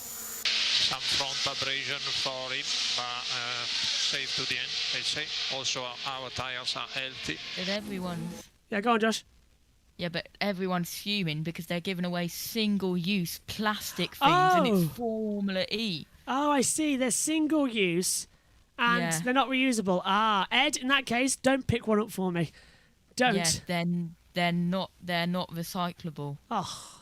And even the Formula E commentators have said they're recyclable, but they're not, because on the back it says "Do not put in the bin." Oh, for God's sake! There's the weather forecast. Look, it's just literally gone. It's typical Formula One, isn't it? There's Mattia Binotto back on the pit wall. Oh, look, it's raining in the pit lane. I can see rain in the pit lane. So it is raining, but it's not raining hard enough. And literally, what's happened is the rain cloud that was coming in, it sort of split in two. It's like Formula One has Noah's Ark powers, as this is Hamilton closing down on Ferrari. We've waited all season for this. Red Bull, Ferrari and Mercedes are all finally racing together in a battle, but the championship's too dead and buried. Verstappen is going to extend his championship advantage to over 70 points. If he wins this weekend, he can be second and not even on the podium for the remaining races. It's just disappointing me. It's a 2011, but we've had some great races this year. That's the good thing and that's the bad thing. Have you changed your shirt since this morning? Yes, and this morning I had my Bjorn Estimate shirt on, but when I was coming into the commentary box just before we went on air for Formula One, I decided to spill one of my drinks all over my shirt. Oh, not good. I did. But, it's taken me how long? How long have we been on air now? It's taken me 39. 2 hours. Yeah, it's taken me 2 hours. Yeah, it's taken 2 hours and... What was my dog eating? Yeah, 2 hours and 36 minutes to realise that you've changed your top. As here comes Hamilton. Hamilton's on the back of Sainz coming out of the last corner. He's really pushing now down the start-finish straight. Sainz practically opens the door for Hamilton, and Hamilton is onto the podium for the second race running. Mercedes are running second and third. Toto's happy with that. So's Angela. But it's now the same result from the French Grand Prix.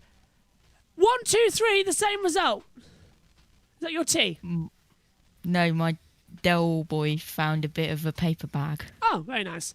Here's Hamilton's manoeuvre again on Sainz. What do you think of it then, Josh? Down the start-finish rate. Sainz just opens the door. Hamilton DRS open, goes round the outside and gets the move done way before turn one. Even before the pit lane wall ends. And here is on board with Lance Stroll in the Aston Martin. He's 10th. He's passed Vettel. Passing teammate Sebastian Vettel, who... And Bottas too, yeah. Bottas lost 2 places there. Vettel's got past him too. I cannot say it. I am not saying it. What? Sebastian Vettel's retiring. Yeah, I know. Not nice. I hate it. It's not nice. It's evil. Hamilton is 8 tenths behind Russell. I wonder if there'll be a switcheroo. I don't want them to do it, but they probably might. Russell will be fuming. Yeah, they do it. That's not nice. Russell might leave Mercedes if they swap him, because it's not fair. Although Hamilton's got the DRS, Hamilton might take second place here. He's only ever had a second. I don't think he's had a third. What was his race result last time out, Hamilton? Second of the French Grand Prix, so he has had a second place. Here we go around the outside. That's too much. Russell's got the corner. It's too damp out there. Passing, that's lapping Zhou. So it's all out of it now as we head down the start finish up towards turn 4. Focus on Bottas. Closing on Bottas. Oh, Russell's gone wide. Seriously. Oh, they're not happy. Who is that? Is that Stroll? That was Lance Stroll. And was that a lock-up or a puff of smoke? Vettel locked up. I think he's missed the corner. He was battling with Stroll, and Vettel locked up. Yeah, and he did. He's lost 0.3 of a second for that. So he's properly dropped it and thrown it in. As there's 15 minutes to go in the Formula E race and 7 laps here, which is round about the same time. And plus 1 lap for London. So, yeah. Look at the driver tracker. Look how on Formula E. Look how many safety cars there are on the driver tracker. How many safety cars has there been? There's 3 out there. What's happening there? And we can't refresh that either because that's automatic. It's not. We don't control it. There's only a 3-minute time extension, and there's only been 1 safety car. Really bizarre. Really strange set of circumstances out there. Hello again.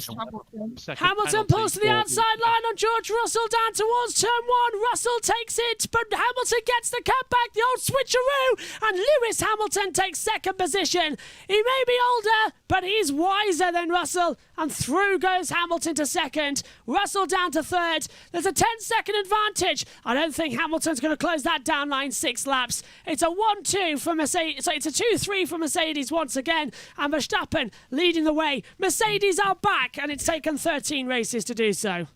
That grin from Toto Wolff was deadly.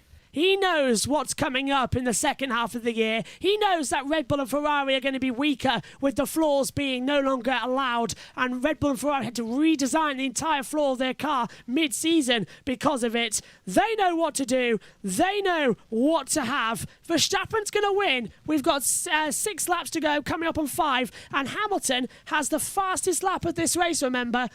So he gets 19 points in the standings. With that, I think he closes in on George Russell. Russell's still 5th in the standings, though, on 143. Hamilton's on 127, if I look on my wall. 5 to go. 5 laps to go. Here we go. So it's going to be victory for Max Verstappen. He won in Saudi Arabia. He won in Emilia-Romagna. He won in Miami. He won in Spain. He won in Azerbaijan. He won in Canada. That's already 6. He won in Austria. Did he? Yeah. And he won in Hungary. So is this 9th race win of the year? Oh no, that's a lap in one of the Alpha Tauris there, Leclerc. Is this his 9th win of the year? I can't tell because it's got sprints. So 1, 2, 3, 4, 5, 6, 7, 8. It's going to be his 8th win, is it? What? Yeah, it's going to be his 8th win of the year. Although, weirdly, on my tracker here, I don't know if you've got it, Josh, but my world standings shows Hungary already with Verstappen as a race winner. Maybe shifting towards the very end of the race. Literally, in fact, it even shows Hamilton 2nd and Russell 3rd. Perez is 4th. No, because that's not right. The Hungarian Grand Prix section of my driver standings up in the box has got the thing on. That was in the FIA preview. We've got it from this week because we couldn't download the others. So the FIA preview making errors there. This will be interesting, Josh. Go on. According to my points, as they run, Hamilton and Sainz will be on the same level at 145 points. Oh, you're right, because Sainz is only going to yeah. Oh, this is good stuff. So they've caught him up, but it's too late because Verstappen's too far into the future. So this is getting good. What's happened in Formula E? Megan looks really shocked. A yellow at turn 1 there was just a minute ago. Ah, that's why she's looking really shocked. 4 laps to go. Ted, down to you. They all look very calm, cool and collected on the Red Bull pit wall. Second victory in a week, of course, Crofty. So much has happened. We forgot France was just last week. Seems a while ago, doesn't it? But it's going to be the same 1, 2, 3 at this order as well. Yeah, they really have stopped the Ferrari resurgence in their tracks, haven't they? Red Bull Racing with supreme drive from Max. Great strategy, as you say, from 10th on the grid. Oh, replay here for you. Just looking at the 2 Aston Martins there, Sebastian Vettel. Oh, yeah. Side by side. I just heard the commentary that Josh was playing through, so thanks for that, Josh. They sound like they're doing great as there's an overtake going on. Max Verstappen then, going to start the next ones. I don't think Ian Birch is going to mind missing the fact that, Alonso expects rain on the last lap. Oh, it's here for the last lap. I don't believe it. The massive rainstorm is here for the last lap. Red Mercedes have got their arm out, just trying to see. It's going to rain on the last lap. I don't believe it. I've got there's Bottas. Bottas is slow. Valtteri Bottas is out of the Hungarian Grand Prix. Turn 11. Let's hear from him. No power. So that'll have to be It'll have to be a safety car.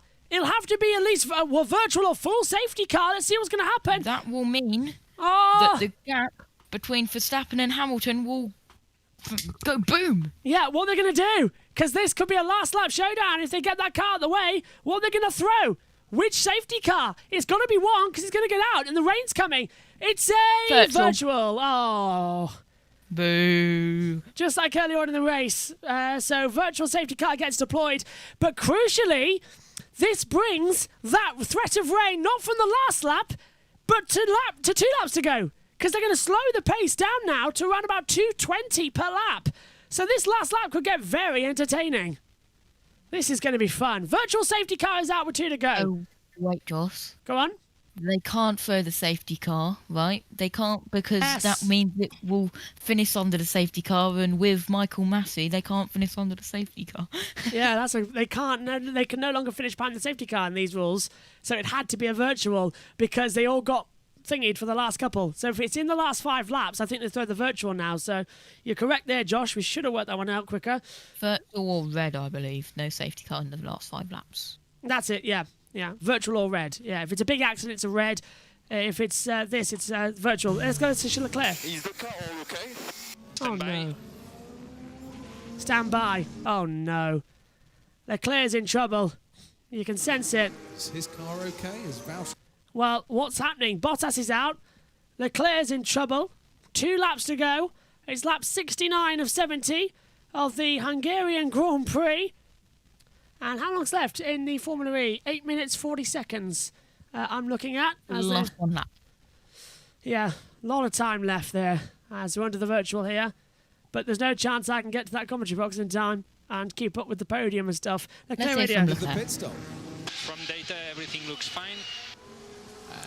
So he's okay. I think that's just a normal worry because it's a Ferrari engine that's gone out with Bottas, isn't it? So, what's happened to Formula E? I presume something because I can hear you. Should we tell you what? Let's sort the faders. Let's listen to Formula E for a little bit with Megan Birch and Ian Birch. See what they're up to while we're under this virtual. Oh, it's ending. Never mind, Josh. It's ending. So it's going to be. That was a fun idea. The virtual is going to be out for longer, but it's coming in. Green flag. Race on here.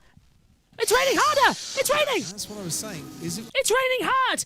That virtual safety car has put the rain out really hard. Now, is it psychological rain? DRS is enabled. DRS disabled. Well, this is going to throw it now, isn't it? Enabled. Oh. Enabled, not disabled. So we're back to green. That virtual safety car ending a lot quicker than it did in France. 9.3 to Verstappen and Hamilton. Final lap of the race. We might just get away with this one, you know. He said George Russell saying it's raining really hard. How hard is it raining? Go on. RS disabled. It's raining hard enough. DRS.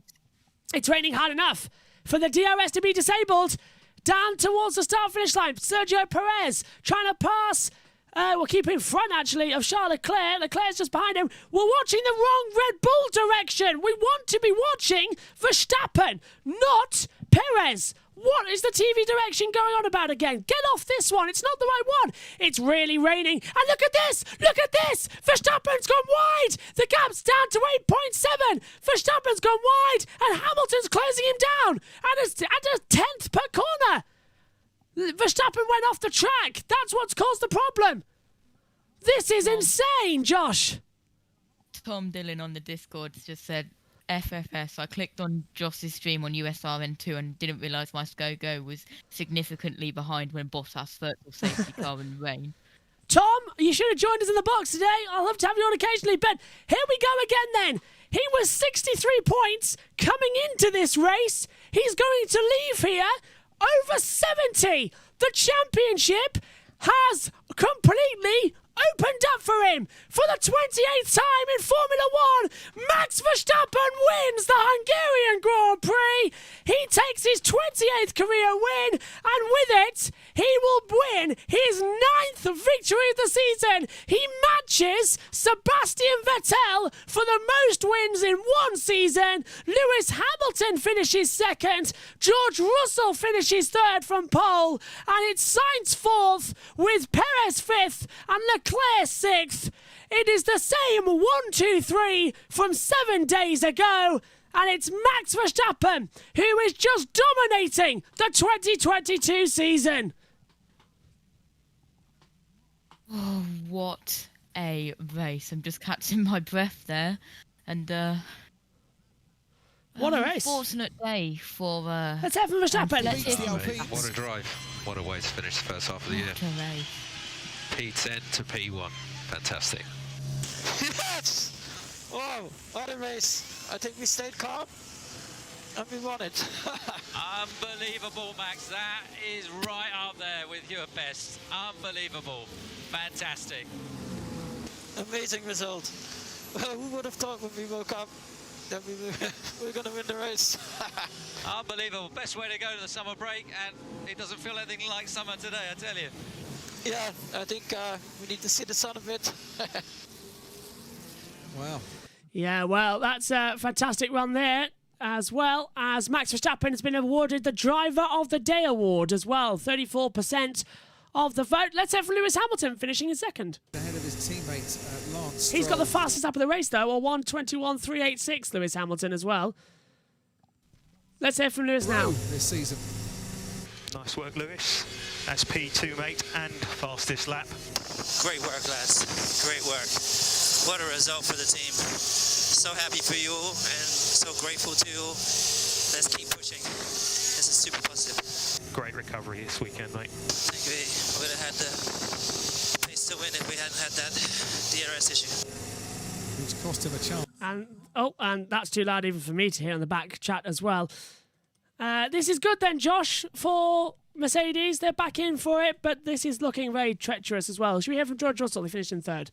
I think he's coming in now as the rain starts to fall heavier once again, just after the end of the F1 race. It's very typical here for this one as well. I think Josh is going to transfer over, but I hope he remembers the fact that we're very quickly on air. Let's go for Russell. Yeah, well done, team. Sorry about that last stint. Really struggled with the tyres dropping off. Great job by Lewis. Come back through. Good race again. Well done. Good race. Very good race as well. As we're going to hear from the top three shortly as well. Josh Plays has transferred over to a handheld mic and earplugs. I've kept my headset on as well because Megan's nicked my lead.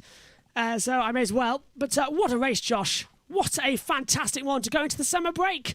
We've got 3 weeks off, nearly 4 now. And Verstappen dominating the first half of the season. Out of 13 races, he's won 9. Crowd surfing, anyone? Yeah, it is, isn't it? Oh, he is. Oh, careful.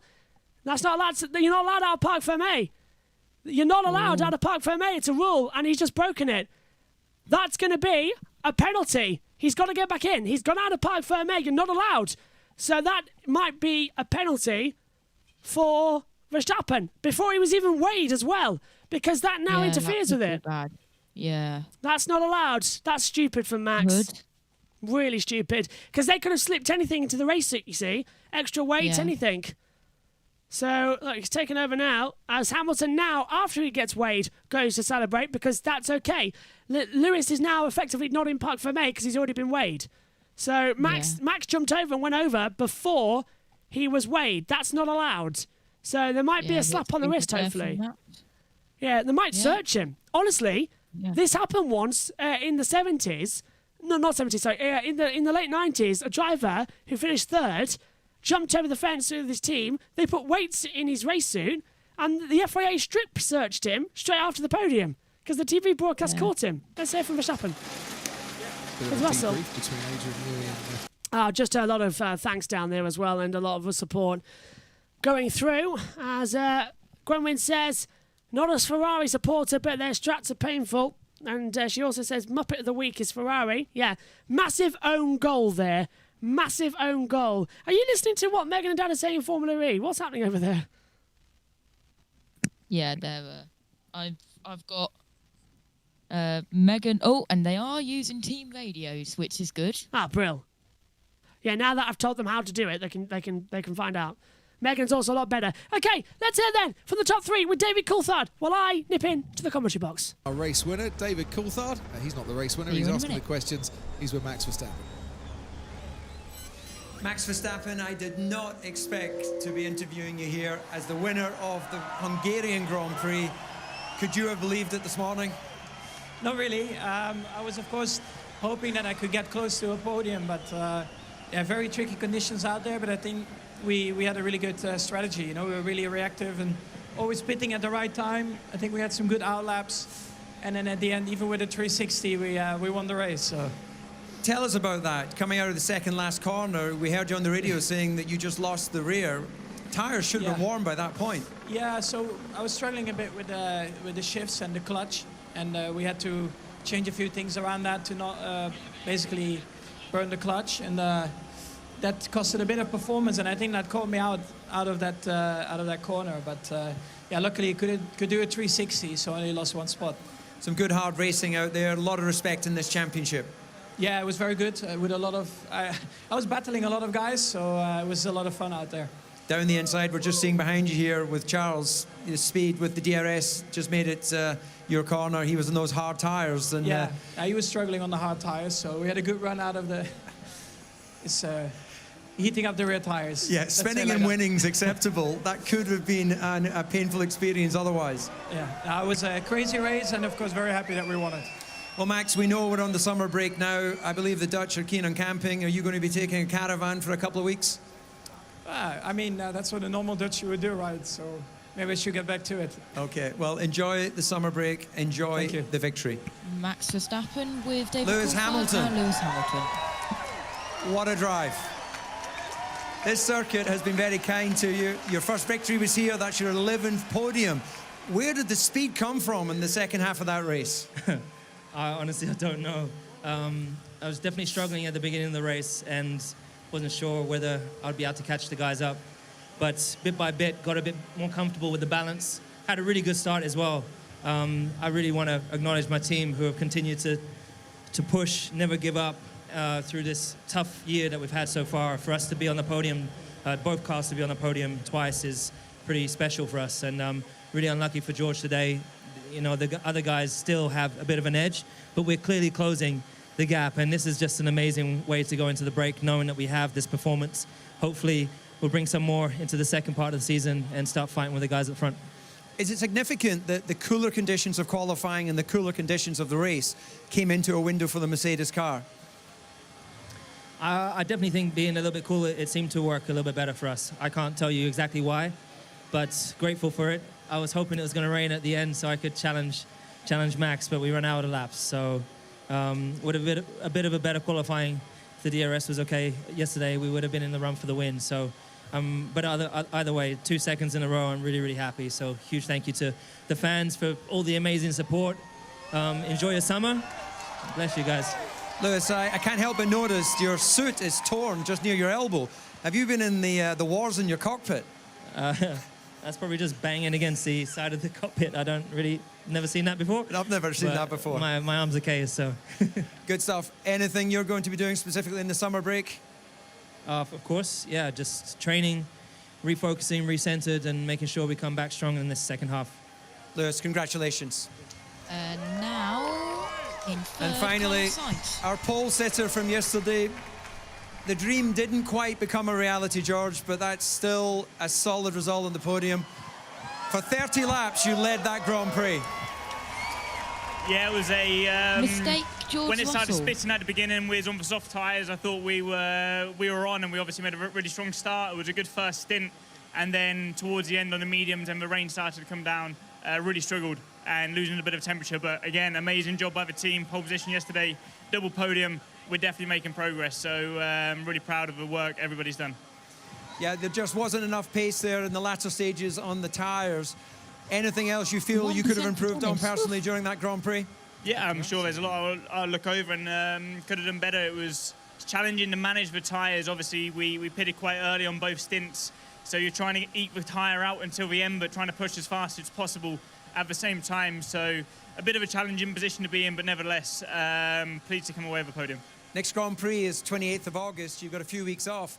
I suspect having 2 podiums within a week, you'd probably quite like a race to be again next weekend. Yeah, but I think, it's been an incredibly intense start to the season. I think the break will do everybody good. Come back second half of the season, reset, refocus, and try and fight for some victories. Go and enjoy the podium. Thank you very much. Thank you, everyone. Thanks, guys. Down there as well, and thanks to Josh as well for covering that for us as well, as I hopped over to Formula E quickly. Well, why wouldn't you? Why wouldn't you win? I think Megan's actually commentating on the checkered flag now moment, which I hope she's doing okay. Should we hear? Let's hear it. Go on, throw it up. May as well hear it. What she said. What's happened at the line? Oh, actually, let's hear it from the cool-down room. Then you end up. There you go. Okay. I can't actually hear them. Are they talking? There you go. Oh, I turned it off. Oh, right. Let's head to the cool-down room. With 9 to go, and let's have a listen. Yeah. Yeah, I got completely boxed in on the first second. You got up real quick then? Yeah, my first, so I got boxed in the start and I actually lost out maybe 1 or 2 spots, but then actually regained that in turn 1, 2, and 4.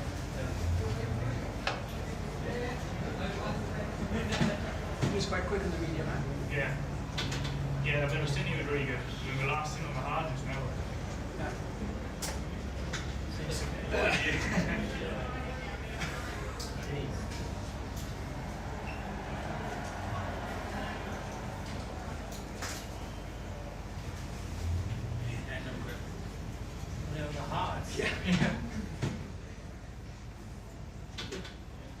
so many times.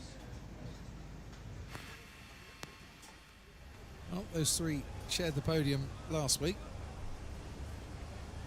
Lewis Hamilton was lying on the floor of the cool-down room. It was a lot hotter, more atrocious in the south of France.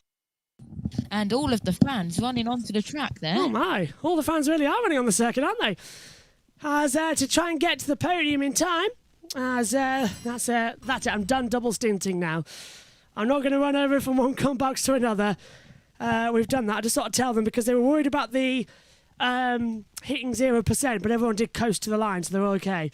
No, if anyone's under investigation, it would come up. Yeah. Well, the British touring car's up soon.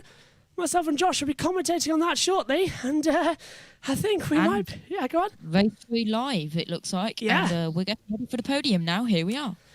Here's George Russell coming through as well. Third place for George once again this season. It's his 6th career podium as well, and his 5th of the season, of course. High five for him. Lewis Hamilton, 301st Grand Prix, podium number 187, and his 4th podium of the year. For Max Verstappen, well, he's continuing that strategy of winning or losing, isn't he? It's a 28th career win, along with a 70th career podium. It's time for the Dutch national anthem.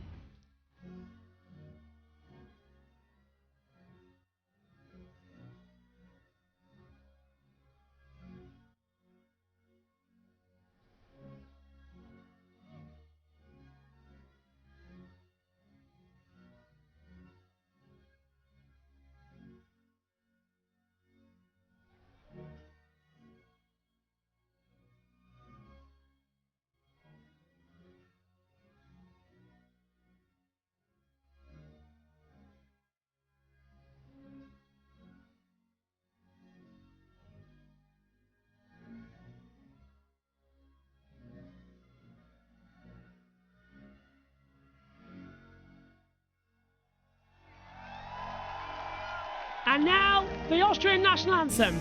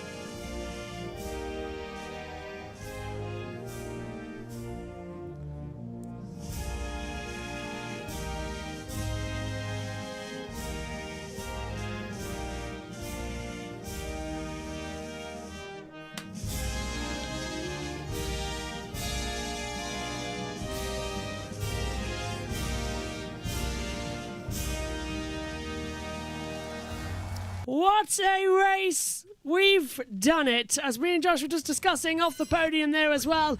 The most difficult weekend in broadcasting history for us. We've completed it.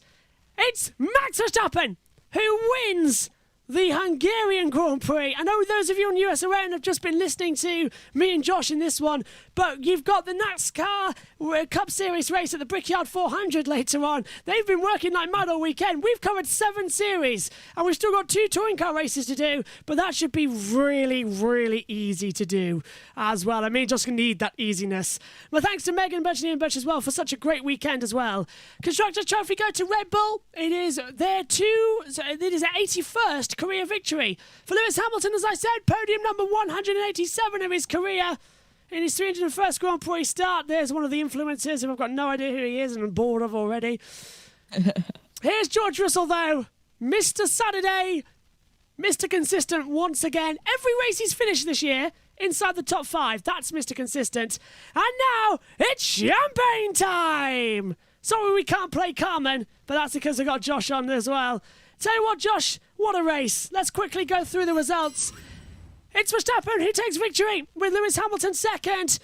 George Russell's third, Carlos Sainz fourth, Sergio Perez fifth, Charles Leclerc sixth. It's seventh for Lando Norris, eighth for Fernando Alonso. He was the first one to be lapped. Ocon 9th, Vettel 10th, Stroll 11th, Gasly's 12th, Zhou 13th, Schumacher 14th, Ricciardo 15th, Magnussen 16th, Albon is 17th, as well Latifi 18th, Tsunoda 19th, and Bottas down in 20th, the only retirement from this great Grand Prix. I don't think Megan knows what a quick off is. She's fine. We don't need to do a quick off for Megan. Megan can go to the podium. Oh, there goes Megan. Oh, there she goes. She'll be on the way to the commentary box now as well. I do want to get her on quickly, but we are on a quick off ourselves, which is really annoying We've got 15 minutes, which is all right. Yeah, as well. Megan, all right then, Josh, just quickly then to you. What was your moment of that race as well? Got to be the Leclerc versus Russell battle. What a battle there. And there's tons of battles. My driver of the day was George Russell, but I think Max Verstappen topped it with the 10th to 1st. An amazing race for Max Verstappen, and also including that spin, and still managed to win the race. Absolutely. Well, that's it then, folks. We are going to the Formula One summer break. But doesn't mean that we're stopped. Oh no, MotoGP is back next weekend as well. The British Grand Prix will have every session live of MotoGP across FP1, 2, 3, quality race, all that lot as well. We'll also be having, hopefully, coverage of Moto 3 and Moto 2 if those edits are ready, because they're going to drop throughout the week as well, all the races we've had so far as we prepare that. But at least definitely MotoGP will be on. And I really want Megan to hurry up and get to the box. I did tell her that we're off, but I don't think she's coming. Oh! Apparently my... how old are you? And it says, and my series said, like vinegar, ages with grace. I think we're going to have to go off because I think Megan's not here yet. So we'll get her in the Grand Prix review. My thanks to Josh Plays and my thanks to all of you on USON as well. We'll be back in a few days' time for everything else. Oh, Megan's here just in time. Megan, quickly. What a race. I don't want to have to be in the Grand Prix review. No.